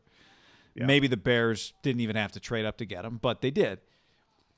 Like, that's where Trey Lance, I don't want to say catches a break, but the fact that Justin Fields didn't go to 4 to Atlanta, to me, does change the way a little bit we talk about Fields and Lance. Now, obviously, if Lance is better than Fields, then that like you can't deny that's a thing. That's just a big deal. But like we never talked about, I think it's a bigger deal to your point for Zach Wilson, just because a quarterback went right after him. So you're saying direct compare to Lance / Mac Jones in his division? Mac Jones in his division, direct compare to Lance. Yeah. Not as much to Fields. Not as much to Fields. I don't think. Mac again, Jones for sure. Part of this is like the organization, though. If I'm a Jets fan, it's like, I like Justin Fields. I'm like, guys, I'm with you. He fell a little bit, but fuck, so did Watson. Watson went 12. Right. So you don't shake the guys in your class when they're high picks. It's to me, if like a couple other guys, like a Dak Prescott, like I'm sorry, Dak Prescott doesn't get compared to, I don't even know his draft, like first round, like he went in the 4th round. Right. But to me, Justin Fields and Trey Lance, like obviously one went right after him. To me, part of Herbert and Tua, there wasn't anyone else. But if there had been a couple other guys, honestly, it might have been worse for Tua. You're like, God, this guy looks pretty good too, right? I mean, it's a lot going on for all these guys, and honestly, Lawrence included. If Trey Lance is just better than Lawrence and Wilson, maybe people just justify it and say it's Kyle Shanahan. But I don't know, guy. I mean, we just know we just did it last year. It just happens. Part of it was like, would you take Joe Burrow over Herbert still? And it's like, well, yeah, he's still pretty good, but that's still a conversation that's out there. Part of it was the way it's not just Herbert looked like an undeniable superstar, right? That's part of it was how it looked. How it looked was part of it. How it looked for Mitchell was part of it because Mitchell just looked bad. Someone just in the comments said the Cards have given up. Who did they even pick? Cards have given up. Did we skip Did we just miss the Cardinals? The Cardinals took Zaven Collins, linebacker, Tulsa. Raiders on the clock. Let's not lose track of the Raiders here. Everyone shitting on the pick. I had a buddy that I didn't watch Tulsa football. It was like, this guy's good. Really? I don't think this is like, who'd they just take, some 4th rounder? No, like the guy's, I think, viewed as a pretty high level player. I think was pretty consistently the best linebacker in a class that, and maybe part of it's your Arizona. I mean, there's a decent chance, guy, that the Raiders would have taken this guy, right? If he's a top linebacker. I know I talked to a team that had him as a top linebacker on the board. He came in as a tight end and a linebacker, did gymnastics as a kid. I like He's that. Like a middle, Parsons is like an outside kind of pass rusher. This guy's 6'5", 260.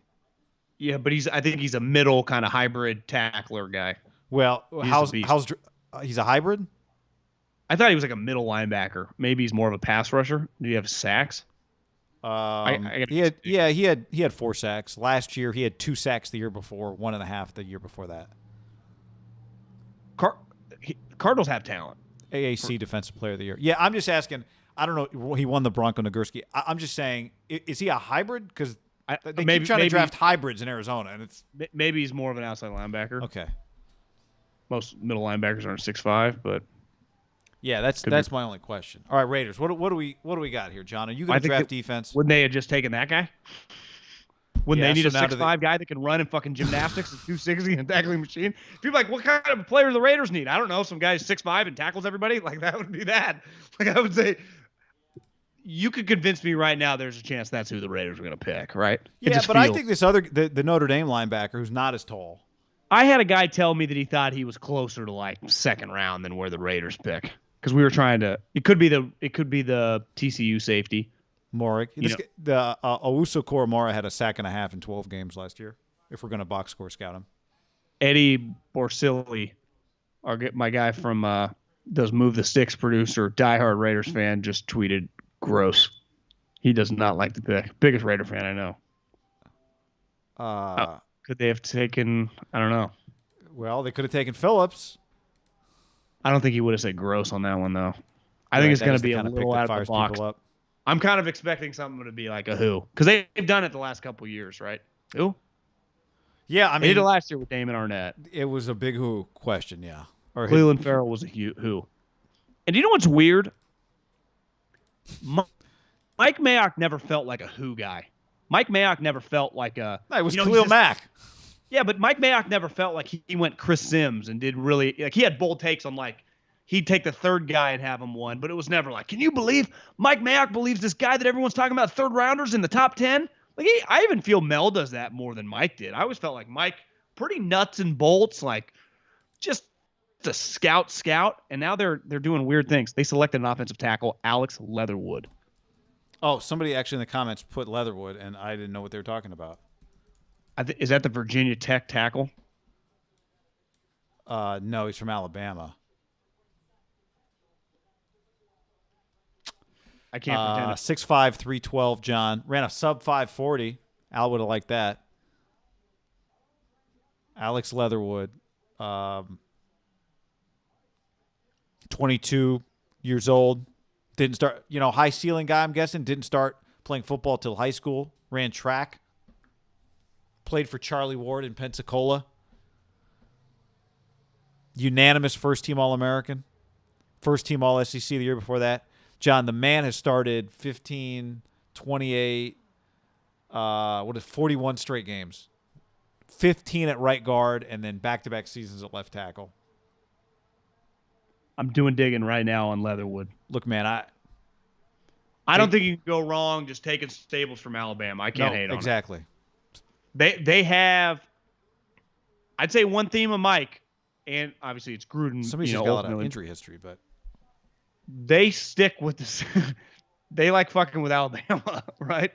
Josh Jacobs, who last year? Ruggs, Ohio State, Clemson. Like they've kind of just gone back to the well over and over. What are his I don't hate it. What are his injury concerns? I did some digging. I'm waiting. Can people text me back? I said, you like Leatherwood to a buddy in the SEC? Yes. Thanks for the info. Good of Saban to get back to you so quickly.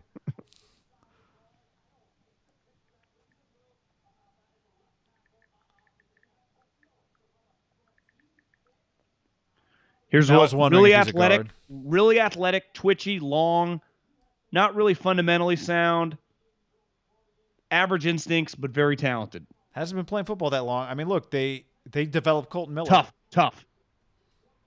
Hell yeah, they developed. He's a tackle. He's a tackle, but Mel is wondering if they would move him to guard. They need both, right? They got their entire offensive line. Exactly. Yeah. I listen, fundamentally, I got no issue taking the lineman in the first round. Zero issue. To me, my depth of power rankings would go quarterback 1, O-line / D-line. Like you can do either tackle, defensive end. I wouldn't put either value higher. Khalil Mack or who's like the top tackle in the league. Trent Williams. Like if you take one or the other, like I don't know how you even pick. I got no issue there. So to me, you always lean offensive line. Their first draft pick, right, Colton Miller, has worked out well. I know Tom Cable, people think he's pretty good. I know he got shit on for his time in wherever he was, Seattle, but it's gone pretty well with the Raiders, right? Since they've hired him as John Gruden's offensive line coach. Clearly, their front and the offense. They've had really good players too. Yeah, he inherited a lot of good guys. But that's fine. You bet good coaches usually have good players. I'm just checking in wherever he was, Seattle. Good. Somebody asked if they lost video and audio. No, it looks like it's working good. So reset on your end, people. Here's what I just got. I like the player. I think the league value might be pick in the 50s.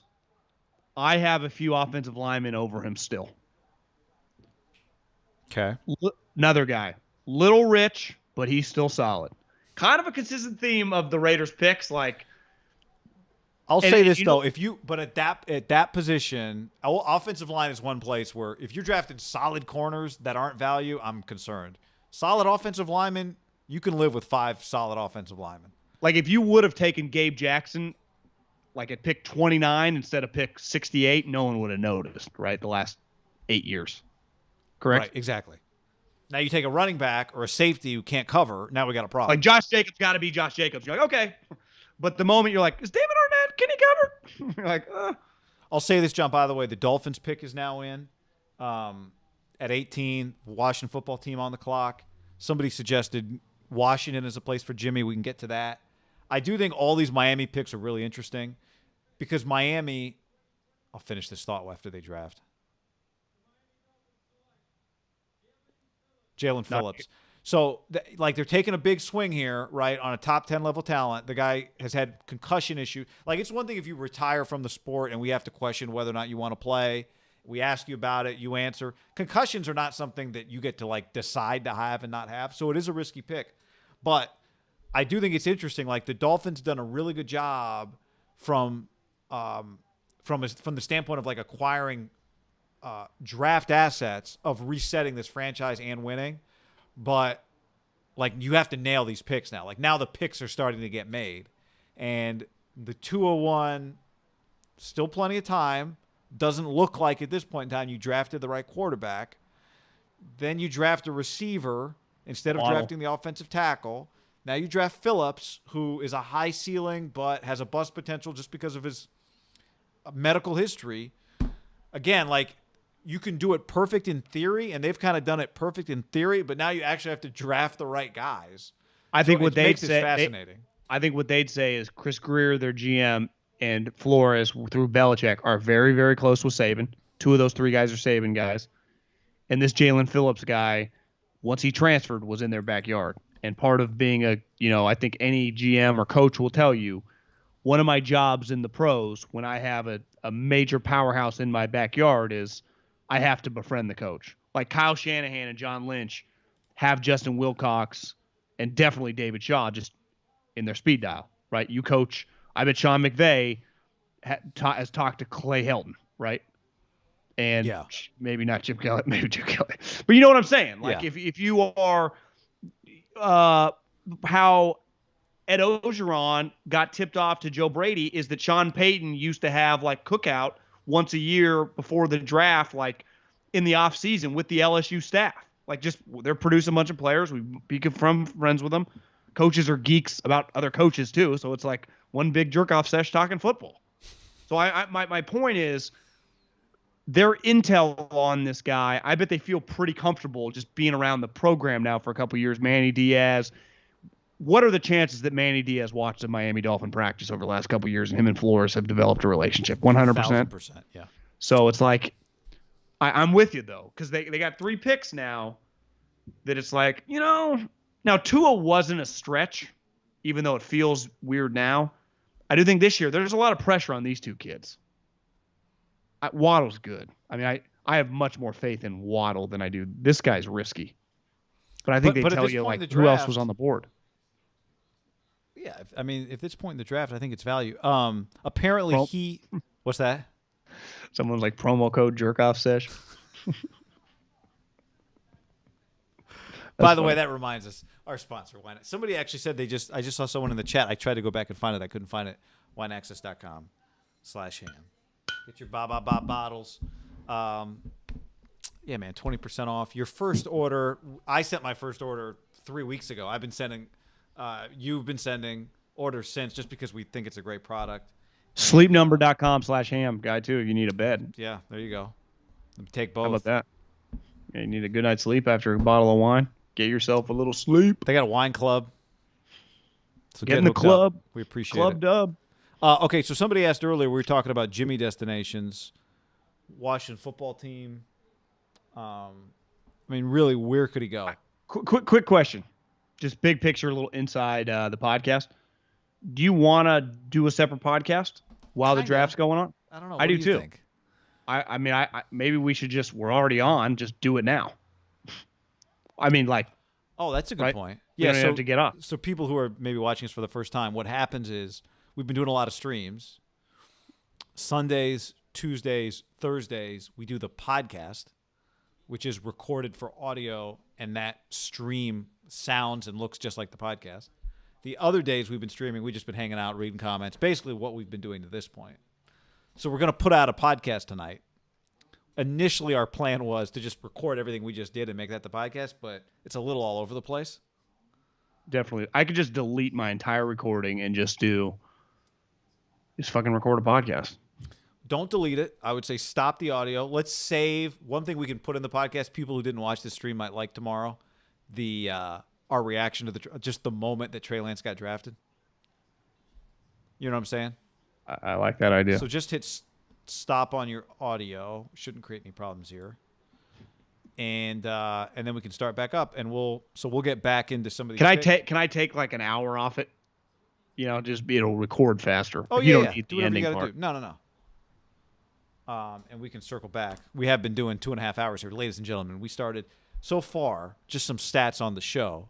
We started at 5 o'clock combined. There's been one pee break, which is really not my. I'm usually good for 2 pee breaks an hour, and I've been drinking a lot. So I think maybe the light. I don't know, just sweating, the heat of the moment. I must be losing liquid some other way.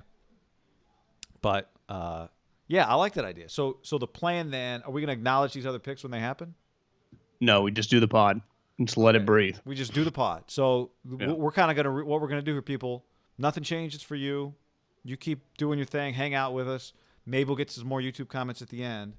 Now, normally what we do is we hammer out the topics. So obviously we'll start with Trey Lance.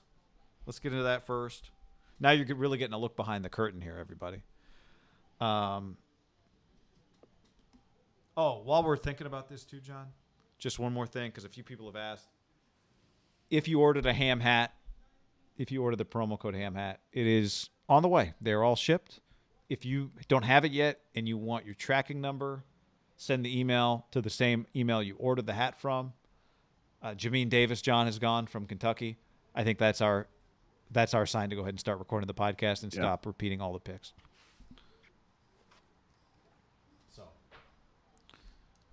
So Trey, we'll get into Trey. I think tonight was good for Jimmy G. Is definitely a topic. Jimmy.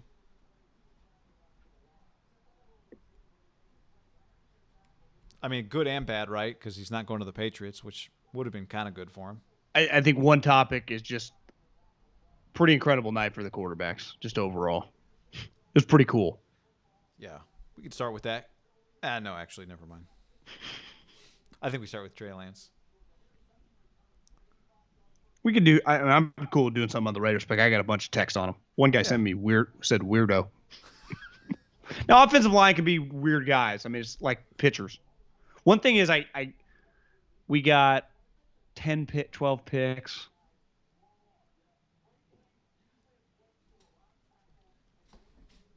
I just got that thing with Coward. What time? I mean, when the draft ends. Okay. We can do it. Yeah. I think we can do a 40-minute. We've already been talking for fucking ever. If you want. Sleep number, wine access. Yep. Quick pee break. Yeah. Okay, everybody. So, quick pee break, and then. Hold on, John. Before we go, this is a good comment. We're not going anywhere, but forgot you guys were live on here until the Raiders pick, and instantly thought about your takes and probable shit talking. As a Raider fan, can you repeat how dumb they are for me? LOL. No, we didn't hate the pick. Solid offensive lineman. I think you can't go wrong with that. Right? No, I got no issue with it. We'll talk about it here when we record the pod. All right. We'll be right back. Quick pre-pod, pre-break, and we're just going to keep streaming and do the podcast. Don't leave.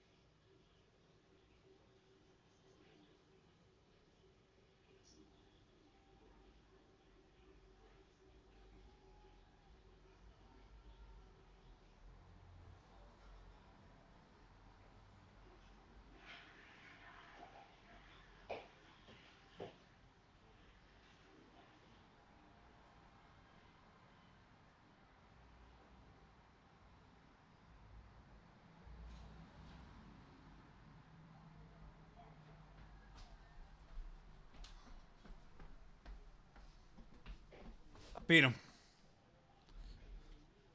All right, everybody.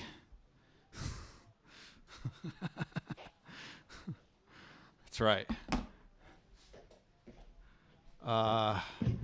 Promo code PISS. Like the hat. Hats are sweet. Oh, wait. No, sorry.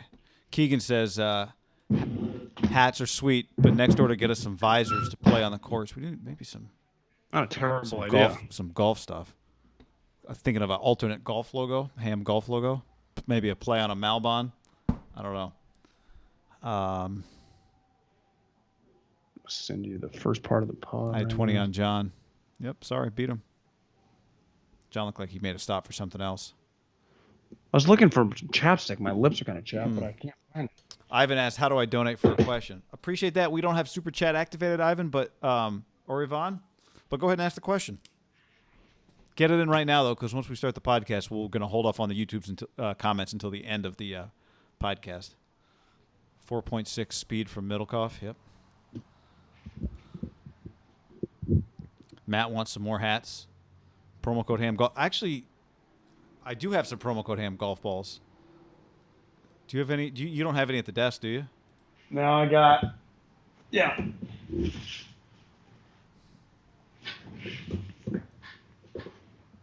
Yeah, there you go. Show the other side.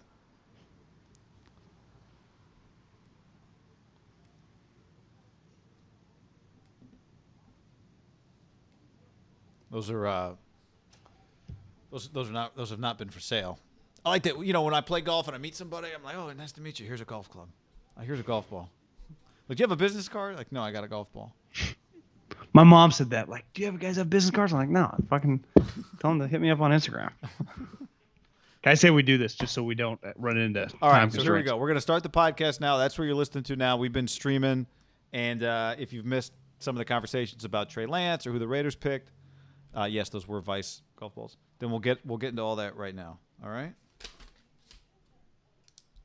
So we're going to go Trey, Jimmy, QB Knight, Yeah, Raiders. Cool. And then if other stuff pops up. Maybe do sleep number in between and do wine access off the top. I say we do wine access after Trey and sleep number after the third. Cool. Okay. All right, now you guys get to watch the podcast. You ready to roll? Yeah. Audio ready? Yep. 3, 2, 1. Middle cough! Hey, behave! That's where the music plays. Bryce, appreciate Bryce for the music. Wow. What a night. Recording this live on YouTube. So much energy, John. As we record this podcast, we are almost to hour 3 of the YouTube stream. And I would say this, it could not have gone any better tonight. It was an incredible night. Absolutely. We're officially, actually, as recording this, the Giants are on the clock. But now with their original pick, because they traded that for Justin Fields, which I'm sure we'll get into, and pick 20. It's been the first, that's as good of a top 15 as you'll have, I think. Incredible night for and it's quarterbacks. I mean, they don't move the needle. Quarterbacks are the needle in the league. Yeah. I mean, and quarterbacks are the NFL now, as right. they kind of always have been. But the fact that Mac Jones went 15 and went 15 to the Patriots kind of put the perfect touch on that finishing point of the, not quite the midway point of the first round, but basically the midway point of the first round. But look, there's only one place to begin this conversation. We begin this conversation with Trey Lance. The 49ers took him. John Lynch told reporters afterwards they'd known for over a week, maybe a couple weeks. They told Jed York apparently Wednesday that was going to be their pick. This is the pick that you and I predicted a few weeks ago. Not to say that it was obvious or that we were pounding our chest the whole time going, it's Trey Lance, don't listen to anybody else. But this is the one that we felt made the most sense. And all the John Beck stuff, all of that makes sense. And it makes, I will say this, it makes the last month worth it, that is where they finished. I think you start putting the pieces to the puzzle together, and we've talked a lot about this tonight, but, for those listening on the podcast, obviously you're here, is that I think the moment they made the trade, this guy was the top of the list of the three guys. And when Trevor Lawrence won, they thought Zach Wilson was going to go too, so they were picking between three players. Once they got, yeah, we'll make the trade, and this guy was circled. And the Mac Jones situation, it just kind of took on a life of its own. The Niners enjoyed it, clearly kind of played it up. But I think Trey Lance, they can say whatever they want. My truth, what I believe, is Trey Lance was their number one guy of the trio. And I think they feel pretty good about it. I think didn't have to hide anything, like you said. John Beck immediately starts working out with him the moment the trade happens. I think Rap Sheet or someone, I saw it on Twitter or someone said it on NFL Network, they started getting film of his workouts because obviously John Beck is just running Niner shit. You feel more and more comfortable the more information you have. John Beck is streamlined information. It's like there's a reason you send people on recon missions, right? In the Army situation, or when you're doing in billions, he's always trying to find information that he doesn't have. The draft is no different. You're trying to do recon. And the better relationship you have with the college coaches, with the individual workout guys, like how many people do you think have tried to develop close relationships with Carson's brother these last couple of years? Jordan, yeah. Carson's brother's working with all the top quarterbacks. Same thing with John Beck. Kyle already had that. So he had Justin Fields was with him, and Trey Lance immediately started working with him, and I think they were just getting information that validated probably the wrong word, but made them feel reinforced what they already thought. Yeah. The other thing is, and this hard to validate until he actually plays. No, but I mean, maybe it validated what, like you said, their preconceived notions of him, and perhaps Trey Lance, even before he started working with John Beck, maybe his people wanted him to be a 49er, and perhaps they communicated to the 49ers, yeah, the Panthers are interested. We'd love for him to play for you. Yeah, the Broncos are interested. We'd rather he play for you. That could be a place where the intel comes from. It's why you don't want the player to really know what you're thinking, because the player might tell somebody else that they want to play for that you like them. But what I go back to is, and I said this during the live stream earlier on Thursday night, somebody I talked to who talked to Trey Lance twice told me they thought he was one of the, if not the most impressive quarterback that they'd ever interviewed. Not with a team, so they're not scouting every quarterback. But I think ultimately his mind, we've spent so much time talking about Trey Lance's physical skills as, a match for what the future, really it's not the future, it's what the current NFL superstar quarterbacks look like. Josh Allen, Patrick Mahomes. Like, that is why I think he's gotten so much attention. But ultimately, Kyle Shanahan is not drafting Trey Lance if he's not completely comfortable with his mind. If he's not completely comfortable that the stuff that Kirk Cousins learned, the stuff that Matt Ryan learned, Trey Lance can learn. Because Kyle has said it, and I think it's been clear. The physicality, the athleticism, all of that's well and good. Kyle's primary concern is, can you be a pocket passer, right? That's his primary concern. And it makes all the other stuff more dangerous if you can be that. And I think that is probably what the last couple of weeks really hammered home. Watching the film, he didn't play a lot. He played one game last year, but he played a full FCS. I mean, he played 16 games, I think, the year before that, right? Or 15 games, whatever it was. Well, there's 16 teams to make the playoffs, right? So you go to several rounds on that level. So that had to be, the last 2 weeks had to be about John Beck. Can this guy learn everything we need him to learn? Can he lead? Can he do all of those things? And once the answer to that is yes, I think, when we think back on the two press conferences Kyle Shanahan has given since they made this trade, what has he spent? He spent most of the time talking about complete package quarterbacks. That's what he spent most of the time talking about. And with Mac Jones, I think people were afraid he's going to prioritize one thing over something else, and it's going to cost him a premium prospect. But I think if we learn one thing looking back on the last two press conferences he gave, he has talked about, I want Drew Brees upstairs, I want Lamar Jackson's legs, right? I want a complete player. I want a player who would have been good 40 years ago and would be good 40 years from now. And I think that's pretty encouraging because, again, I don't think he's drafting this guy based solely on the physical talent. And I'm not going out on some limb saying that. We know what Kyle needs from his quarterbacks. I think people, and we talked about right after the Drew Brees comment, was the thing that everyone piggybacked. and everyone thought he was looking for Drew Brees, and people were Yeah. like, why? How does he think Mac Jones? It was, we want Drew Brees with Lamar Jackson's ability. Like when you really read the comment, like that was the comment. Yeah. And that's ultimately, like, looking back, like that was, I'm not saying Trey Lance. I mean, if they get Drew Brees meets Lamar Jackson, Kyle Shanahan's gonna become a fucking legend, right? They just, hell, they would die to just have like a top 10 quarterback, right? That would be best case scenario. But ultimately, he took the guy that he thought had the highest ceiling, and they clearly viewed Trey Lance higher than Justin Fields. And all anyone wanted was, if you're gonna mortgage this much, it's about the ceiling. If you're going to mortgage the future, swing for the fences.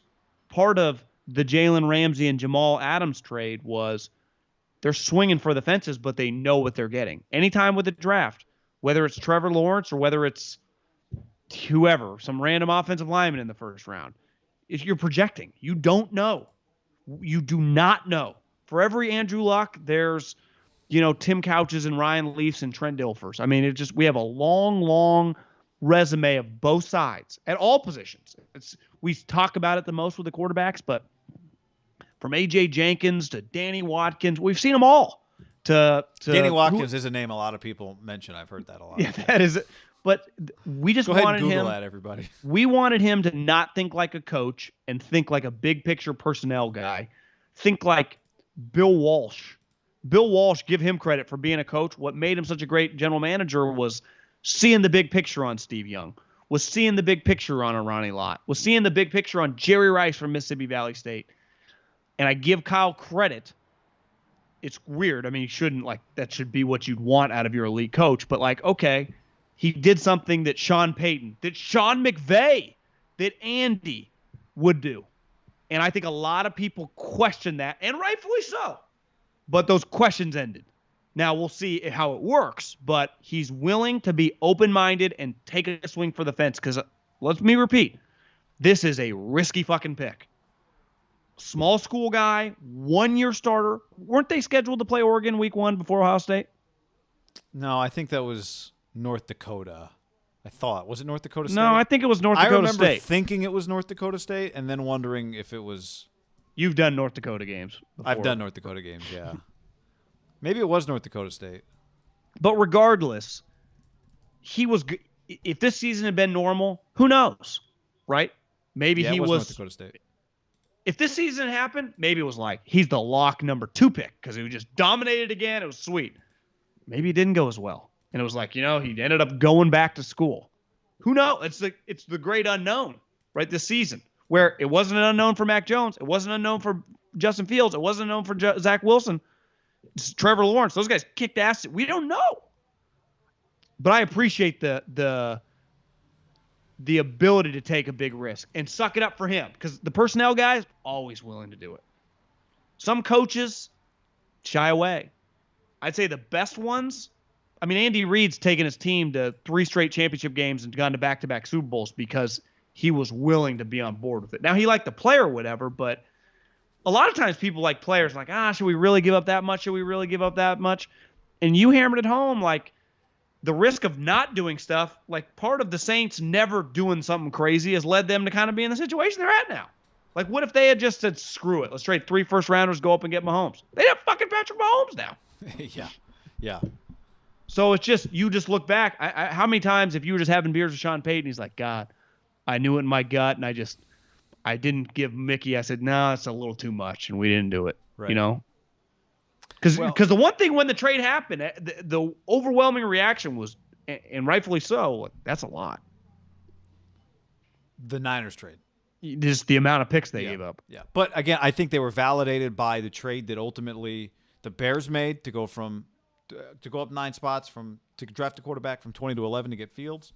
I think they were validated by the fact that Justin Fields didn't go 4 a little bit, that Mac Jones didn't go 8, that the guy they ultimately drafted, they might have made the right bet, that was the guy that the Panthers would have taken, that was the guy maybe the Broncos would have taken. I mean, yeah, I agree. It's a risky pick. I don't know that it's any more risky than most quarterback picks are. I don't view it as any more risky than the pick that the Jets made. So, I think part of this is, and this goes back to the clip that He's you played loved. a lot. He's played a lot more though. Like you have a lot I more know. evidence I'm just saying, on Zach like, Wilson, good or ultimately, bad. yeah, ultimately the risk comes down to how comfortable you are with the guy too. Like, I think this is why I go back to, like, I think they're really comfortable with this guy, and part of it is all the work they've done on him. But it goes back to a clip that I know you loved. This even before Mel Kiper came on our show. His plea to scout with anticipation. You got to scout with anticipation, right? That was his plea.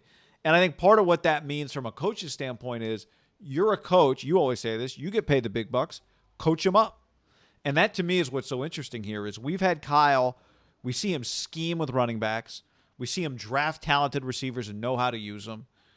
We've seen him help quarterbacks that we don't think have high ceilings reach their best abilities, right? Like I think the Kirk Cousins thing, he should get a ton of, you made the point during the live stream, a ton of credit on Kirk. Because it wasn't about, is Kirk your ideal? It's, did you get the most out of Kirk Cousins? And the answer to that is hell yeah. So this now, to me, is a new chapter of Kyle Shanahan's head coaching career because we move from Kyle Shanahan, the schemer, to Kyle Shanahan, the position coach. And I think that's fascinating. And if Trey Lance is the guy, if he just nailed this pick, then Kyle Shanahan is the coach of the 49ers for, I mean, you can hand him a blank contract and the number can be as big as you want and the years can be blank and Kyle can fill it in. If he nailed this pick, he's the coach of the 49ers for a long-ass time. Well, he's already, I mean, he wasn't going anywhere for a while anyway, but I hear you. Yeah, I mean, no, yeah. It's just, this is it. This is it right here. Well, part of like Mahomes getting it right with Andy, and I think going back like when Sean Payton nailed the Drew Brees signing, like you're the coach in a franchise like that, and the Niners similar situation when Kyle got here, they were desperate till you don't want to be the coach anymore. I mean, Sean Payton got kicked out of the league for a year. I was like, yeah, he's our guy. Yeah. Right. Until Andy wants to retire, he's a coach there. Same with Bill. Like even Mike Tomlin got to the point where it's like, yeah, he's so good. Like we just our guy. And this is different because this is his coach, the quarterback. Pete Carroll and Russell are just kind of tied at the hip, even as it's gotten weird. I saw Pete came out and said, like, we're good. We've talked it out. He simmered that fire quick. You wonder if that's going to happen with the Packers, but I love it. I love it. Just remember, this is what we thought. We did the live stream. We both said we thought that was going to be the pick before the pick. We can have, huh? Well, we all waver. I'm not. Again, I don't want to rewrite history here and pretend like we told you. I'm not saying that, but I think what we did say the whole time was something's fishy on this Mac Jones thing. It doesn't mean I was never afraid that they were going to draft Mac Jones, that you weren't. It might have been true for all we knew. But you and I both from the jump said something doesn't, this is weird, and it turned out to be wrong. That's all. Agreed. Anything else on this? No, good. Let's tell the people, John, before we move on, about wineaccess.com/ham. Great sponsor, great company. We love working with them. I've ordered wine for myself, wine for friends, wine for others. We sent a collective gift. You've sent gift to a friend who just had a baby. Your first order is 20% off, and we've sent each way more than one order, which means we're happy to pay full price at wineaccess.com/ham. But your first order can be 20% off. Satisfaction is guaranteed. A bottle does not make it onto the website unless it's unanimously approved by the sommeliers and the experts. Only 1 out of 18 bottles makes it, John. Only 1 out of 18 bottles gets approved for wineaccess.com/ham. I just can't recommend them enough. Wineaccess.com/ham.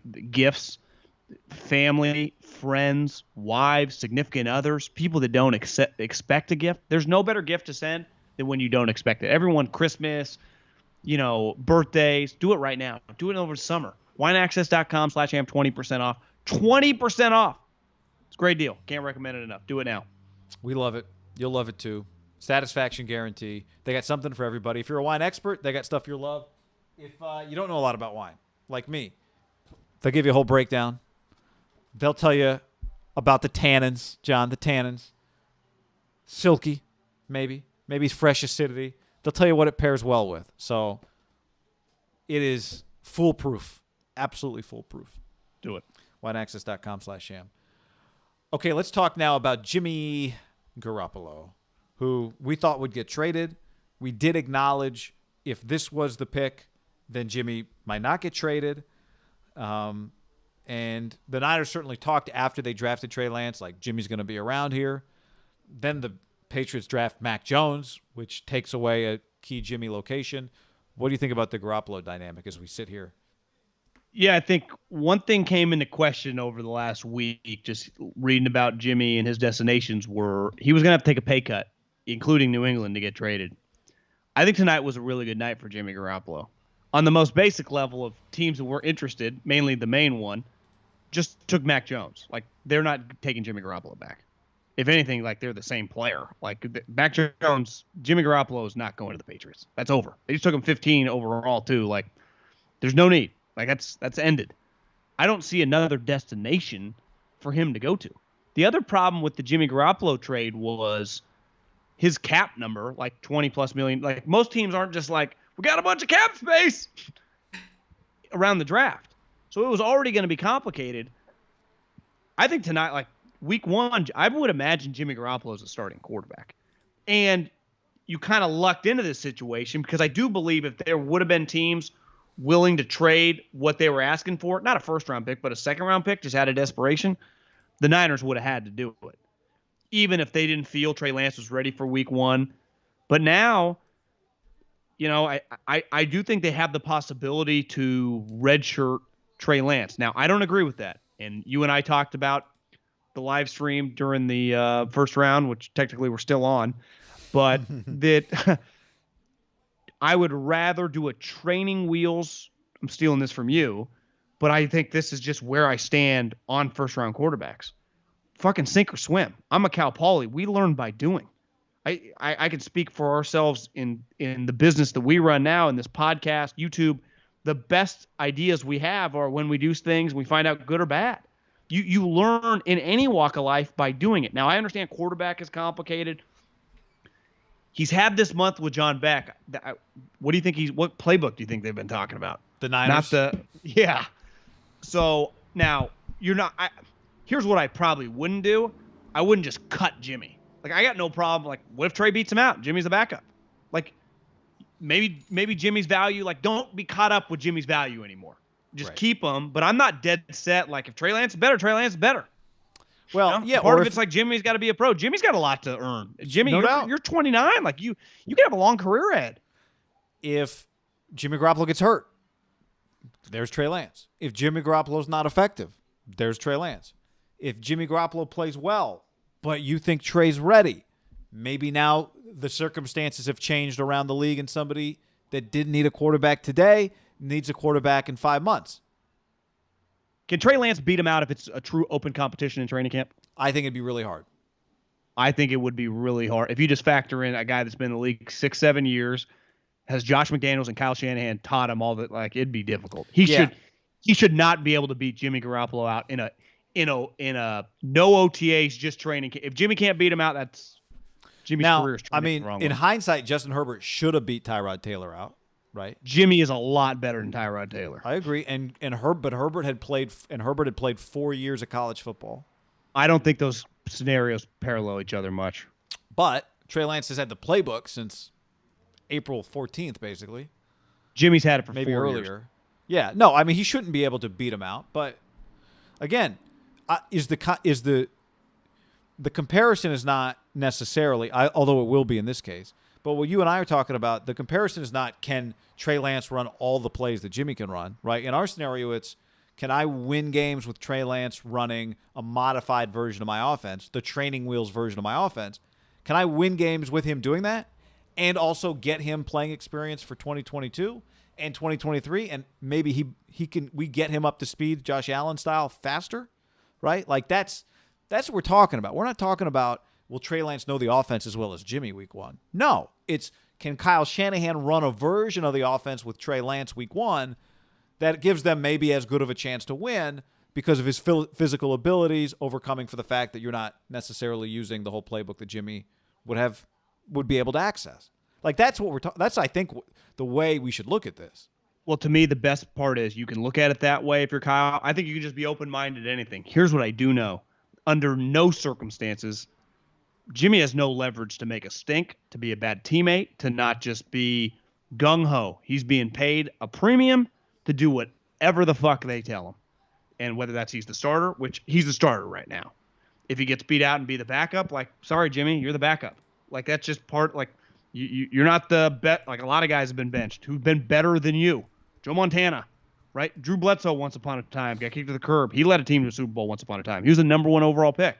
That's where I think that Kyle, like, Jimmy, you got a lot on the line. Like, the league's watching you. If at the end of the year, if Kyle goes, listen, it was a tough situation for Jimmy. He got benched week 3 for Trey Lance. We never looked back. We made the playoffs with Trey Lance, but Jimmy was an ultimate pro. I think he would earn a lot of credit around the league. Yeah. And if Trey Lance was good, like, I'd just be like, well, Jimmy will get an opportunity to start somewhere else if he's healthy. Depending right? on One day. Well, like you just said, Jimmy. By the way, Jimmy was once pick 62. That's not pick 3, but Jimmy was the backup quarterback to Tom Brady. He sees what it looks like to be on the other side of it. He knows what it looked like from Tom's perspective. But Jimmy Garoppolo has a lot to gain here still. Jimmy Garoppolo, 100%. That's what I'm saying. Yeah, I'm with you. I mean, it's a good point. Jimmy Garoppolo can still be the starting quarterback of the 49ers. And But Jimmy Garoppolo can still. I think the league values how you act in these situations. They watch it closely. There's no doubt, but ultimately, what really adds value is if you play, how well do you play? So if he's the starting quarterback and is playing well, which would make it a lot easier for him to handle the Trey Lance situation well. Like if he handles the Trey Lance situation well, but he got beat out. Yeah. Whatever. Who cares? Like, sure, yeah, you'll be on another team, but if you beat him out, play well, and handle the situation, like now you're a starter for somebody else next year, right? Now you're a starter. Somebody else might pay you some money. Here's where it gets difficult. When you have the young, super high pick, and you're a guy like Jimmy Garoppolo, who, in the eye of the coach and the fans, are like, oh, I'm good, moving on with this guy. One bad game is like, I'll throw Trey in there. Yeah. Right. That's just an elephant in the room that it'll be interesting to watch Jimmy navigate that. Every pick, it's like, oh, would Trey have thrown that pick? Well, part of the deal. I fully expect we'll watch Trey Lance play football this year. Now, does that mean he beats Jimmy out? No. Does that mean that Jimmy gets benched? No. But Trey Lance is going to be on the football field one way or another this year. The way I would handle it, Guy. Remember, once upon a time, the Niners were beating people by like 35 points. Like, you go back to that world. The team was a lot better. I know. The way I would handle it is a little Pete Carroll style and just be an open competition. Now, it's an open competition that's an uphill battle for Trey just because Jimmy's way ahead. Sure. I would have an open competition. And I do think with Jimmy's injuries, it's the NFL. Like, you've earned the right to do whatever the hell you want. And I don't expect them to do that. But that's how I'd handle it. Yeah, I think he can. Do you think what is your guess that he goes, Jimmy's our starter? I'm not even talking about what he says tonight. I'm talking when training camp starts, or do you think he goes, we're going to go open competition? Jimmy's obviously starting with the ones, and we'll rotate as the weeks go on. I think he'll treat it like Jimmy's the starting quarterback, which is fine. But, Trey Lance is still going to be out there playing. Doesn't mean Trey Lance can't take his job if he's not better than him or if he's better than him. Yeah. But I think he'll start with Jimmy Garoppolo as a starting quarterback. I mean, he is trying to win. He's trying to win games. No, Jimmy's going to know his schedule. I'm not saying that Jimmy doesn't start as a starting quarterback like with the rep. I think he will view it like Jimmy Garoppolo's the starting quarterback right now. Not like Pete Carroll, Matt Flynn, Russell Wilson, open competition. Well, I mean, if Trey Lance is better than him, Trey Lance is better than him. Sucks, but if Trey Lance is better, Trey Lance is better. Like, I don't think Kyle's going to. But it's hard in training camp to find out who's better when one guy gets the majority of the reps. So you're saying you'd have to split the reps in order to really know? And if you're splitting reps, then no one's truly the number one quarterback? Well, because I want to see Trey Lance throw with Debo and Brandon Ayuk and George Kittle, right? I don't want to just watch him throw with, I was going to say Kendrick Bourne, but he would have been with the starters too. Like random guys we don't even know yet. You know what I'm saying? Yeah, absolutely. What do you think? It's clear, like when Jimmy got to New England, there was no like, I wonder if I get to throw with Edelman and Gronk. No, it's like you're throwing with this. I just think you can ease it in. The other thing is the best part about when you make a big trade and then select a guy, the elephant in the room is like, I wonder who's like, we know, like it is what it is. Like this guy is the future. So it's never like, we can't step on Jimmy's toes and take those 6 reps away from him that he would typically get in the, no, I mean, the rules change. the rules have now changed for Kyle can even cook the books with reps that he wouldn't normally done with Jimmy and Nick Mullins, right? It'll Absolutely. look different. Yeah.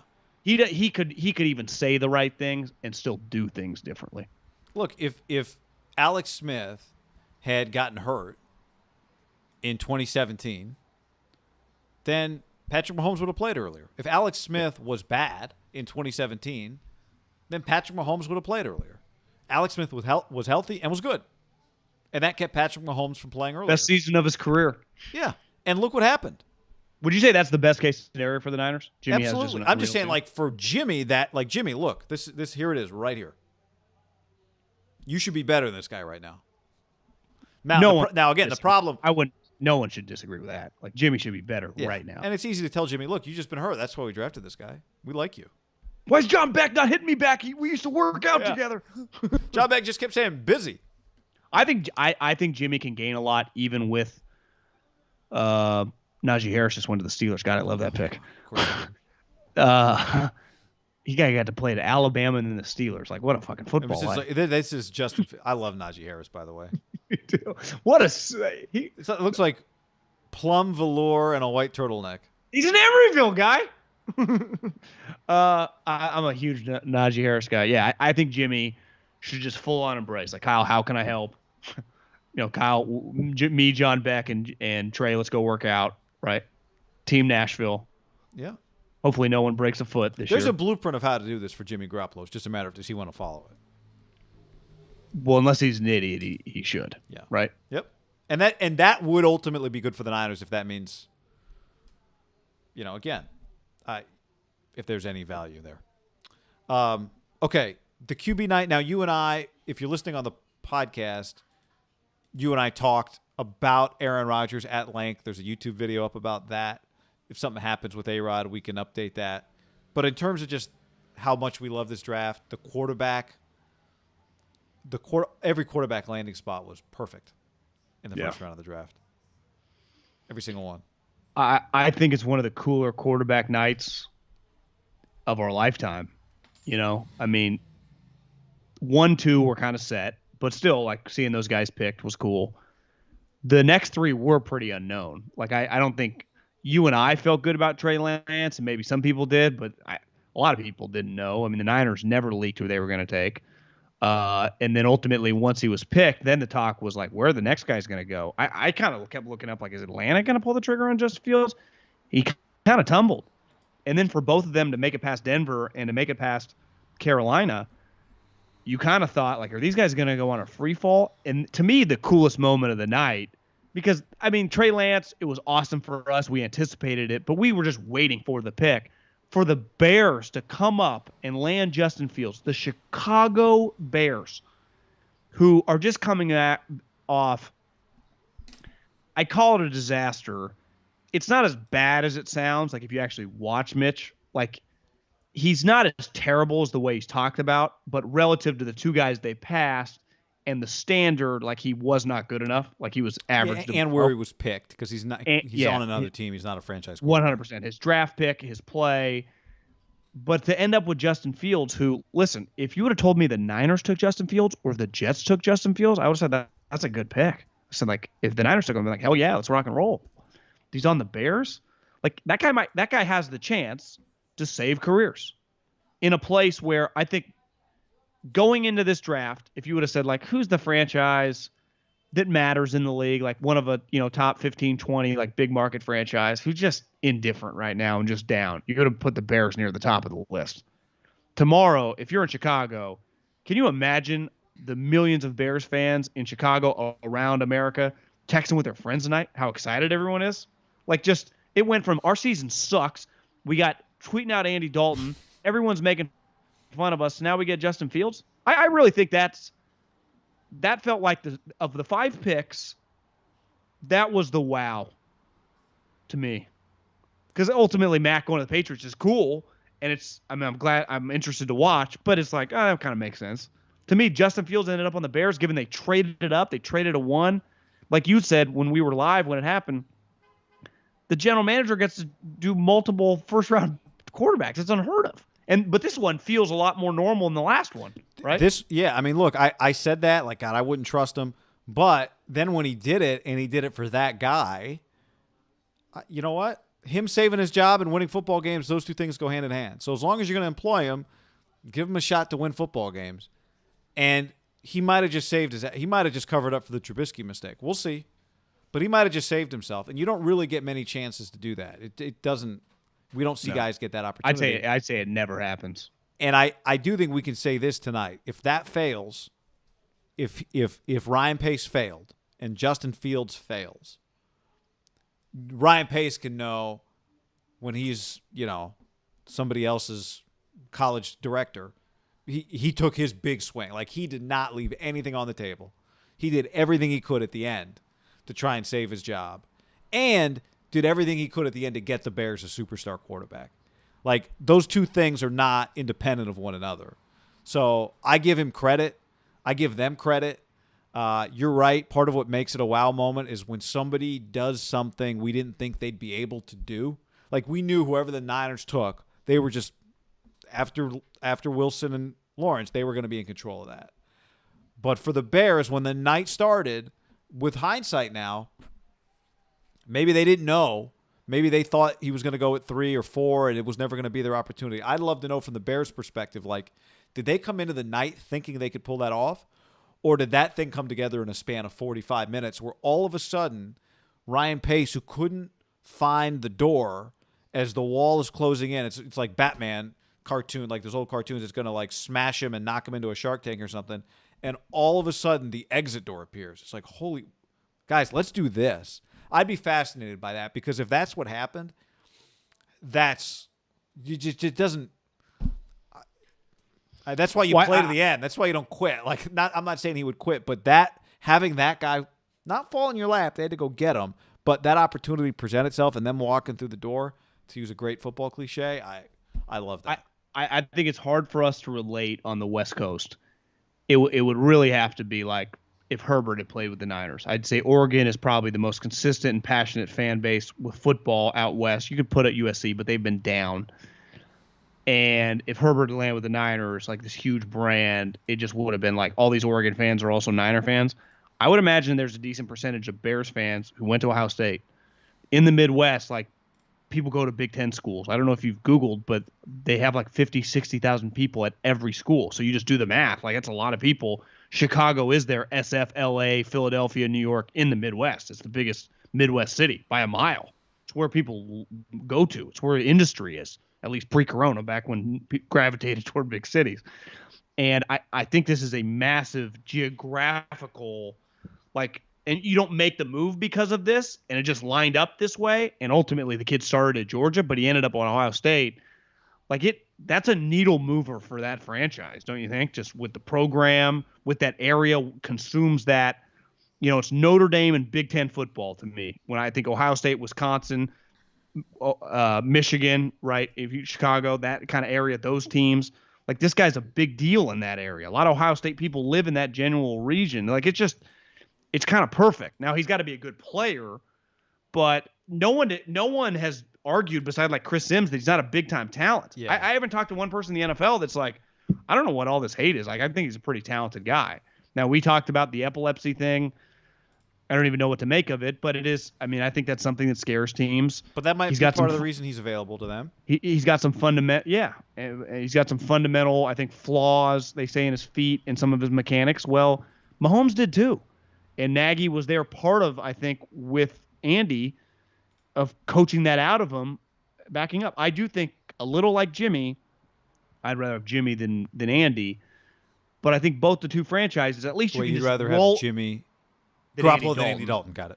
I do think you can roll into week one just knowing Andy Dalton, Jimmy Garoppolo can start, and we can just let these guys breathe and just ease into training camp. Now, the difference is Jimmy just knows what to doing, and he's won here before. They can just function. Where if I'm a Bears fan, like, I don't really want to watch a snap of Andy Dalton. Like, I'm hard pressed to go, what are we doing? Well, you'd feel great if you knew Fields just came in and took the job, right? Russell Wilson style. Yeah, which I expect him to. Here's the problem: is Allen Robinson on their team? Franchise, yeah. Okay. So they've got one receiver. They have this other guy, Miller, they drafted in the second round 2 years ago. They hate they're trying to trade him. Okay. They do have a good. They have David Montgomery. They have a running back who's Montgomery, good, yeah. Montgomery. They have Komet, the tight end they drafted last year in the Right. second round, Notre Dame. I mean, they just got a couple pieces on offense. Like if I'm Allen Jimmy Graham's Robinson, still on I'm a the little. team? Yeah. If I'm Allen Robinson, I'm a little more excited. Like if I'm Justin Fields, if I'm Nagy, I'm just like, hey, text Allen, say hi. Yeah. And then It just feels like Allen's a cool guy. Justin Fields is a cool guy. Mitch just wasn't cool. maybe. I don't know. Mitch seemed kind of cool when I saw him hanging out. And then the other part of the quarterback thing, John, Mac Jones going to the Patriots. Apparently, Mac said he always wanted to go to the Patriots. He came stomping up at 15. I felt bad for him watching him sit there. I do think this is great for him. Like, and this is another thing, right? If Mac Jones goes a lot of other places, Mac Jones being good, like everyone didn't want him, but what if Bill Belichick turns him into a really good player? And, you know, we can have those conversations about whether or not he should have been drafted higher. I don't know. If he had to go one place, this is where I wanted him to go. This is where I wanted him to go. The Patriots. I'm excited to watch Mac, New England, and Cam. I honestly, I love Trey Lance, Justin Fields, and Mac Jones. I think we knew were the two, but the other three were great question marks. I don't think it could have gotten any more perfect for all three. Trey Lance should just go to church and just say, thank you, Jesus, for getting me to Kyle Shanahan. And if you're Justin Fields, like, you got to go to Chicago, bro. You got to go to Chicago. Like, you can become a legend there. And Mac Jones, like, you end up with the Patriots? Aaron Rodgers is watching all these other guys go to the perfect spots. He's like, if I was Mac, I'd want to go there. If I was Fields, I'd want to go there. If I was Lance, I'd want to go there. Meanwhile, Aaron, again, we're not going to spend a lot of time on this right now because we talked about it earlier. We'll see what happens. I mean, 5 hours ago, Schlereth tweeted it's a done deal, but it's not. It could not happen. Aaron to the Broncos. This draft was so good that for several hours we've kind of not forgot about Aaron, but I thought Aaron was going to be this story that hung over this whole draft. It kind of wasn't. It was a huge story, and then the draft was a huge story. Yeah, incredible day for the NFL. So I just got a text from my brother. I'm going to leave out the guy's name, but blah blah blah's kid is hanging out with Lane and his 26-year-old girlfriend. ... Smoking hot. Kiffin. We're talking about Lane Kiffin. Lane Kiffin. Girlfriend 26. 26, yeah. I mean, Lane's 44, right? 46. Wonder if do you think she's from FAU? Yeah, I mean, kind of, transferred. I don't mean student, but I just mean like, Oh, you're saying did he meet her in Florida, bring her to Mississippi? Did he meet her? Yeah, I don't know. All right, John, before we get any further, let's tell the people this podcast is brought to you in part by Sleep Number. SleepNumber.com/ham. SleepNumber.com/ham. Proven quality sleep is life-changing sleep. Right now, you can save $1,200 on select Sleep Number 360 smart beds and adjustable bases for a limited time only at Sleep Number stores or SleepNumber.com/ham. Yep, guy. A better night's sleep is life-changing. You have a Sleep Number bed. I have a Sleep Number bed. I can't recommend them enough. SleepNumber.com/ham saves you a big discount. Beds are not cheap. They save a lot of money using our URL, as they call it in the business. And they call it a vanity URL with our name in it. The vanity URL. Here's the key, guy. Sleep Number sleepers, according to polls, surveys, and you and I can Sleep IQ data. Sleep IQ data and experience. We sleep better. We sleep more per night than you if you do not have one. Can't recommend it enough. Better you sleep, more productive you are, more money you make, easier life is in terms of paying your bills. Money doesn't equate to happiness, but I'll tell you what does equate to happiness, and that's sleepnumber.com/ham. Sleepnumber.com/ham. 83% of couples, by the way, report one or both partners sleep too hot or too cold. Well, I didn't know where you're going there. There's a lot of things they report, but so one thing tonight, it's a nice night out where we are. Have your temperature nice and cool. Sleep Number settings need to be different on both sides. Sleep Number's got you there too. Go to a Sleep Number store, but we would appreciate first, no matter what you do, go to sleepnumber.com/ham. $1,200. That's what you can save on select Sleep Number 360 smart beds and adjustable bases. All right. While we're recording, really quick before we dive into the next topic, Yeah. I love this pick. Travis Etienne to the Jags. Like, he just played with Trevor for the last 3 years. But you He's hate a Jamar stud. Chase to go play with his teammate and Jalen Waddle to go play with Tua? Well, one pick's 25, the other pick's 5. Like, to me, the value is just. Don't you like that? I mean, it's just. Oh, yeah, I love it. I think I love Travis Etienne. I think I saw, was the over-under, I saw one over-under for running backs taken at 1.5 and one taken at 2.5. So depending on where you got it. Well, I think the North Carolina guy, people like him a lot too. He still might go. Oh, you're saying depending on if you got a 2.5. I still think you could hit 3. Yeah. If you're 2.5, you're sweating a little. Cleveland ain't taking a running back. Oh, they took Greg Newsome from Northwestern. Oh, cornerback. The Greg Newsome the second. Didn't you say earlier that you talked to a Northwestern alum that couldn't imagine the day when 2 Northwestern players went in the top 26? Incredible. Top really 26. Incredible. All right. Well, I can't wait to see if Davis Mills goes in the first round here. Okay. Don't forget, everybody, stream will be back live YouTube stream on Friday evening. Draft starts around 4. We'll be here at 4 o'clock as well. Next up, during this live YouTube podcast recording, the Las Vegas Raiders, John. Okay. The Raiders went offensive line. Alex Leatherwood, Alabama. Fundamentally, what do you think about, forget about the individual just for a second. Let's just start with, they tore down their offensive line. They drafted an offensive line with their first pick. Always a believer. Quarterback's the most important. Raiders have a quarterback under contract.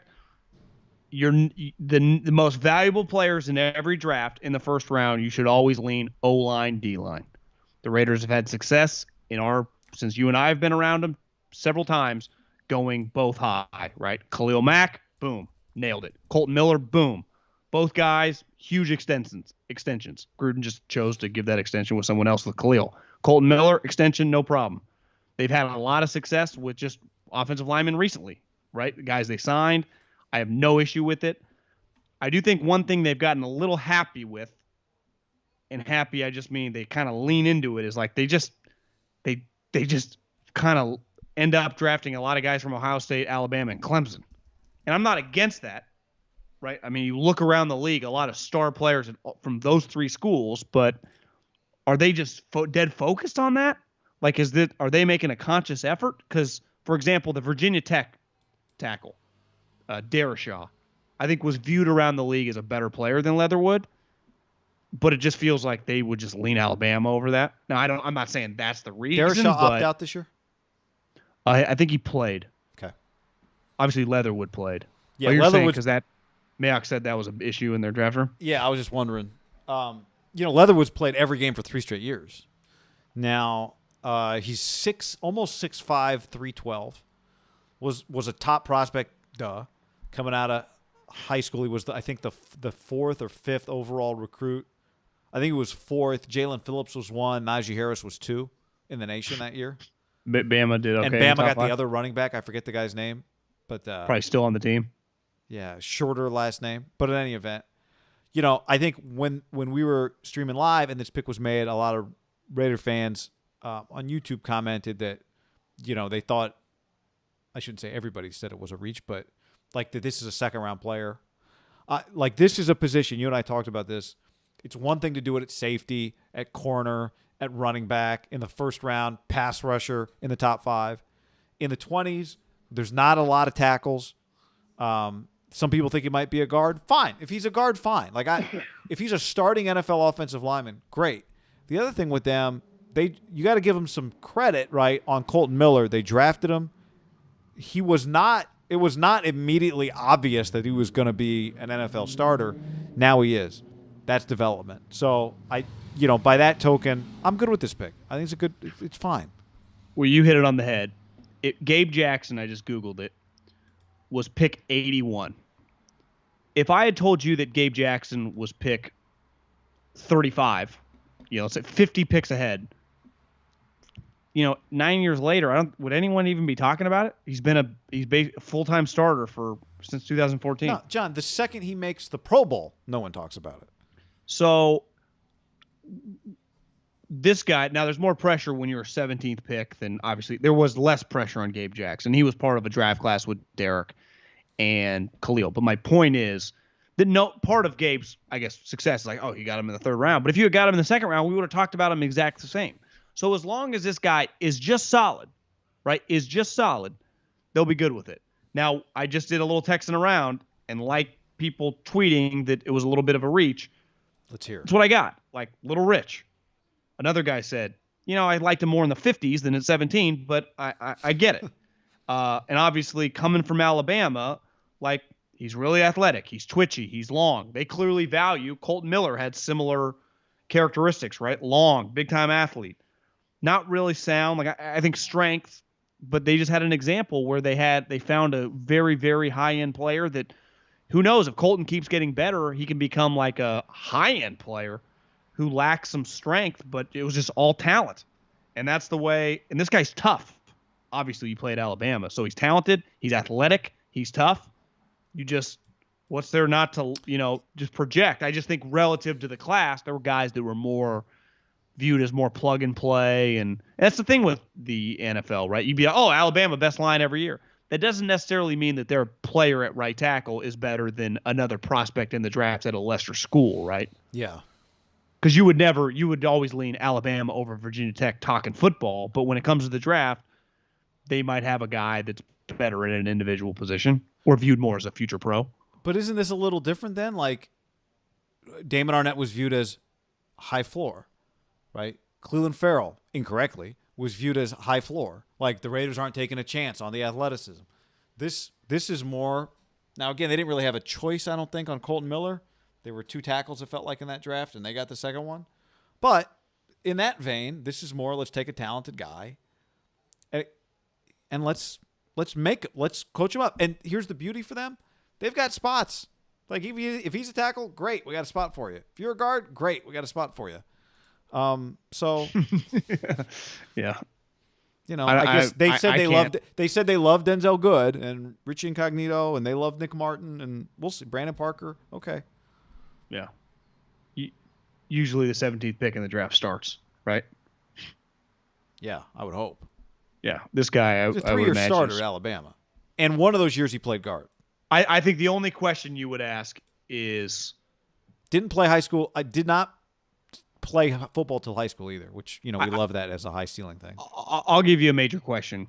Would just be the next pick. One of their biggest weaknesses really over decades has been pass rush.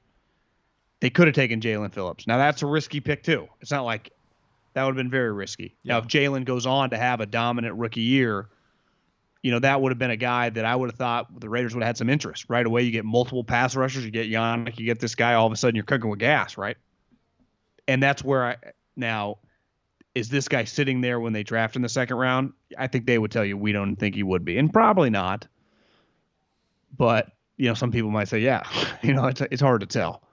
To me, I would just, could they have taken Jalen Phillips right there? That would have been a guy that you and I had talked about a lot with the Raiders, like, probably very tantalizing, right? That was my pick for them. I would have liked to have seen it. I also understand they need to hit. They've made some picks where they were trying to hit a double and it turned out to be a single or a strikeout. So if you think this is definitely a double, hit a double. Right. Whereas Jalen Phillips is a home run swing. But again, it'd be one thing if he had retired from football because he hated playing it for Chip Kelly. You talked to him. You were convinced he loves football. But he has concussion history. So this is not totally in his control. Right. My favorite part about Jalen Phillips, he transferred schools. He retired. You talk about like he's 28. He's barely 22. Like, how's he so young? Was he like a 15-year-old senior in high school? It's crazy. I think he was a major prospect right away. It was a huge part of Jim Moore recruited him. I would imagine he was a massive national prospect by the time he was 15, 16 years old, right? Yeah. So I'm with you. I thought they would have gone defense, but if you're going to tear down your offensive line like they kind of did, you do need to replenish it. Protect Derek. Priority number one. Well, if you look in their division, like, the Denver Broncos they're going to be a defensive team. That's just, I bet Teddy Bridgewater ends up starting. and it'll be like offense not as crazy, but defense, they get Patrick Surtain. So you get a guy that's viewed as a high-end corner, boom, in your division. The Chargers didn't outthink the room. Like, they just got offensive line help. And I think a guy viewed as the way Rashawn Slater was talked about for a long time, I think by NFL people and definitely by the people that know what they're doing, like he could go in like the top 7 or 8. That's the Chargers just got. I mean, I think both those two teams, like Patrick Surtain and Rashawn Slater, I'm just talking about two of the better players in this draft ended up in their division at important positions, right? Slater is going to be blocking Yannick.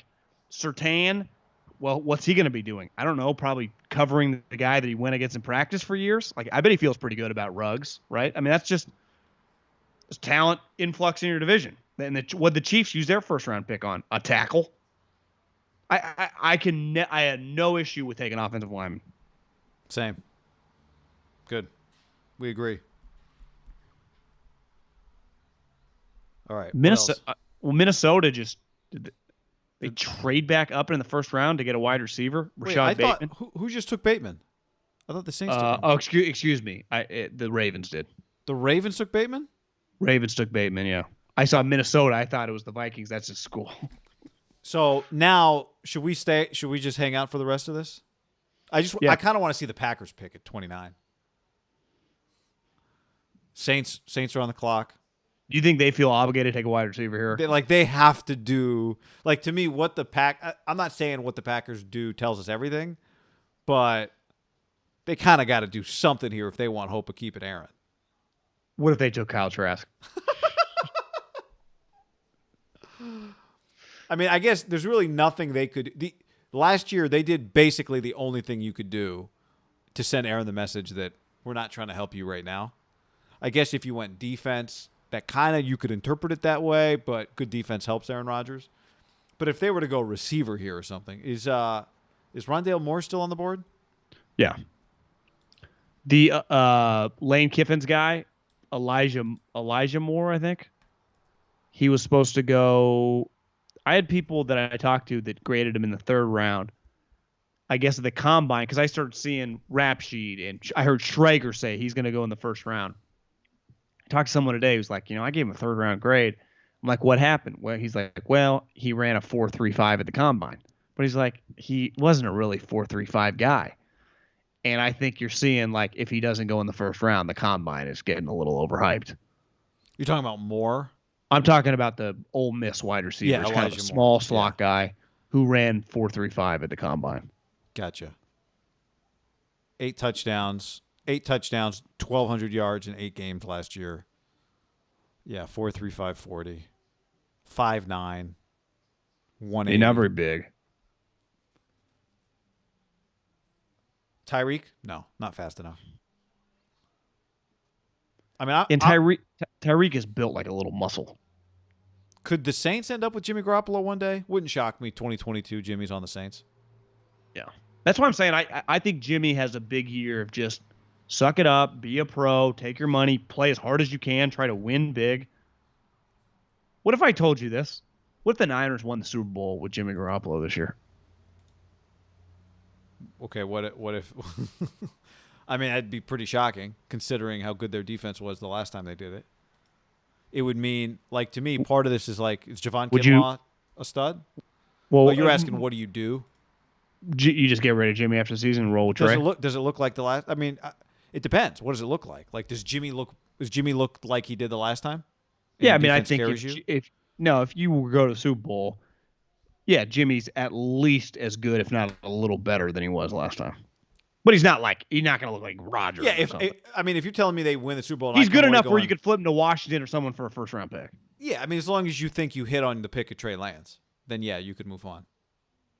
You could. You think there's a chance you just keep rolling with it? Yeah. If you watch it, I mean, you just won the Super Bowl, so if you feel good about Trey Lance, but also think he could take another year, but if you could then flip Jimmy for a 1, get your 1 back. If you feel good about Trey Lance, like, part of it is, did Jimmy just look like he went to another level? Or did it just look kind of the same? You're like, yeah, that was great. You're really in a great spot if you're in that position. I mean, that's an extreme hypothetical on my part. Would the Chiefs have traded Alex if Alex had just won them the Super Bowl?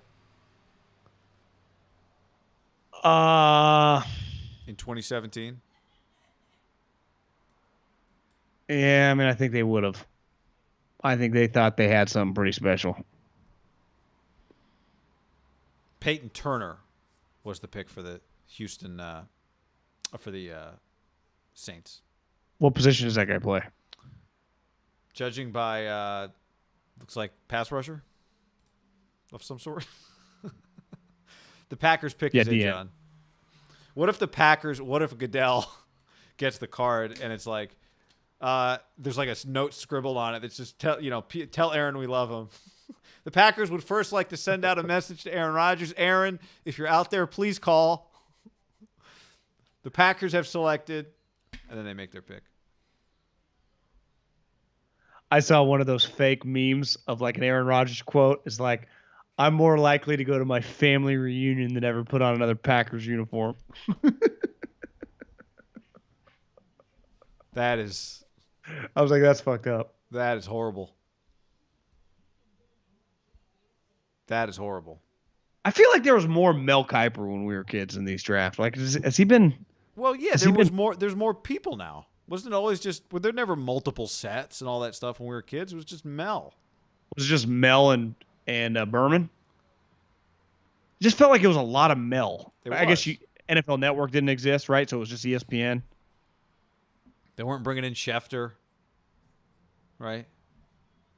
Probably true too. What is Schefter saying about Rodgers right here? How about like 9 Aaron Rodgers rumors within an hour, and now everyone's quiet? Aaron stopped texting people after the Niners drafted Trey Lance? Like, was Aaron furiously trying to get to the 49ers for 3 hours today? Yes. And now it's like, well, Aaron, the Broncos called, and Aaron's like... Are you all in on Trey Lance, or would you still pivot if you could get Rodgers? I mean, I'm pretty in on Trey Lance.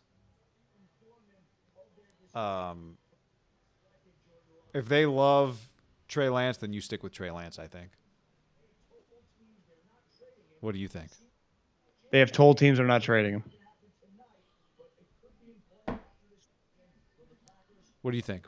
Packers call and say, Trey Lance, next year's 2, Fred Warner. Yeah, I say no. I just roll with Doesn't Trey Lance. the pick feel different when it's a person? Yeah, it does. It's like, oh, you could trade 3? Trade 3. Trey Lance? I kind of like Trey Lance. In the history of big trades, and it happens, obviously, baseball, you never know, but in basketball and football, the hope of a blank pick is always way different than like, oh, I don't really like that guy. Right. Or, whoa, I like that guy. Totally. Got to wait on the Packers pick here, people. While we're doing that, another reminder, we'll be back Friday, 4 o'clock-ish, live stream. Everyone that's been hanging out with us on the stream, thank you. If you've been listening to the podcast, we've been through a lot together over the last 4 years. 5 years, 4.5 years since we started this podcast. And it's grown steadily. I'd say the last several months on the podcast have been bigger than ever, right? And so that's awesome. We appreciate that. That means a lot of things. One of the things it means is people just telling their friends, sharing it. And so we appreciate when you do all that. We're not going to have a mailbag this weekend. We'll get back to mailbags next week just because we're doing all the live streams. So get your mailbag questions in for next week, post-draft, maybe start getting them in on Sunday, that sort of thing. And we'll get back to the ham mailbag next week where you just put in your review on iTunes and your question there. What are the chances you think Roger Goodell? I think it is pretty cool they took Rodgers' lazy boy and put it there. That's pretty good. They're gonna. I tell you what's gonna happen. They're gonna roll that thing over to Canton after the draft is done. That thing's gonna be in the Hall of Fame. You think so? Yes. There'll be some exhibit about the Zoom draft of 2020, and Goodell's chair will be there. Took a DB. Eric Stokes, cornerback. Glad we waited around for that. Okay, I'm gonna send you the audio. All right, everybody. Thanks for hanging with us today on this podcast and stream. It's been real. We'll be back on Friday night. Tell your friends. Anything else? Eric Stokes. What? Honestly, I'll defend Rodgers on this. They do so many meh things. If I was a Packer fan, Like, we're sweet because of Rodgers, but we just meh. Like, what the fuck are we doing? I never even watch Eric Stokes, but it's not even the point. They just do it. They never do it like, oh, the Packers have traded up to do something. No, it's like, you guys are the most blah franchise. In their defense, they're like, well, our quarterback's one of the greatest quarterbacks of all time. Yeah. Well, no shit. You're taking advantage of the situation.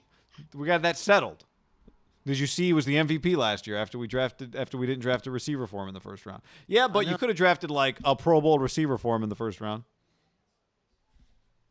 All right. On that note, adios. Talk to you on Friday, everybody.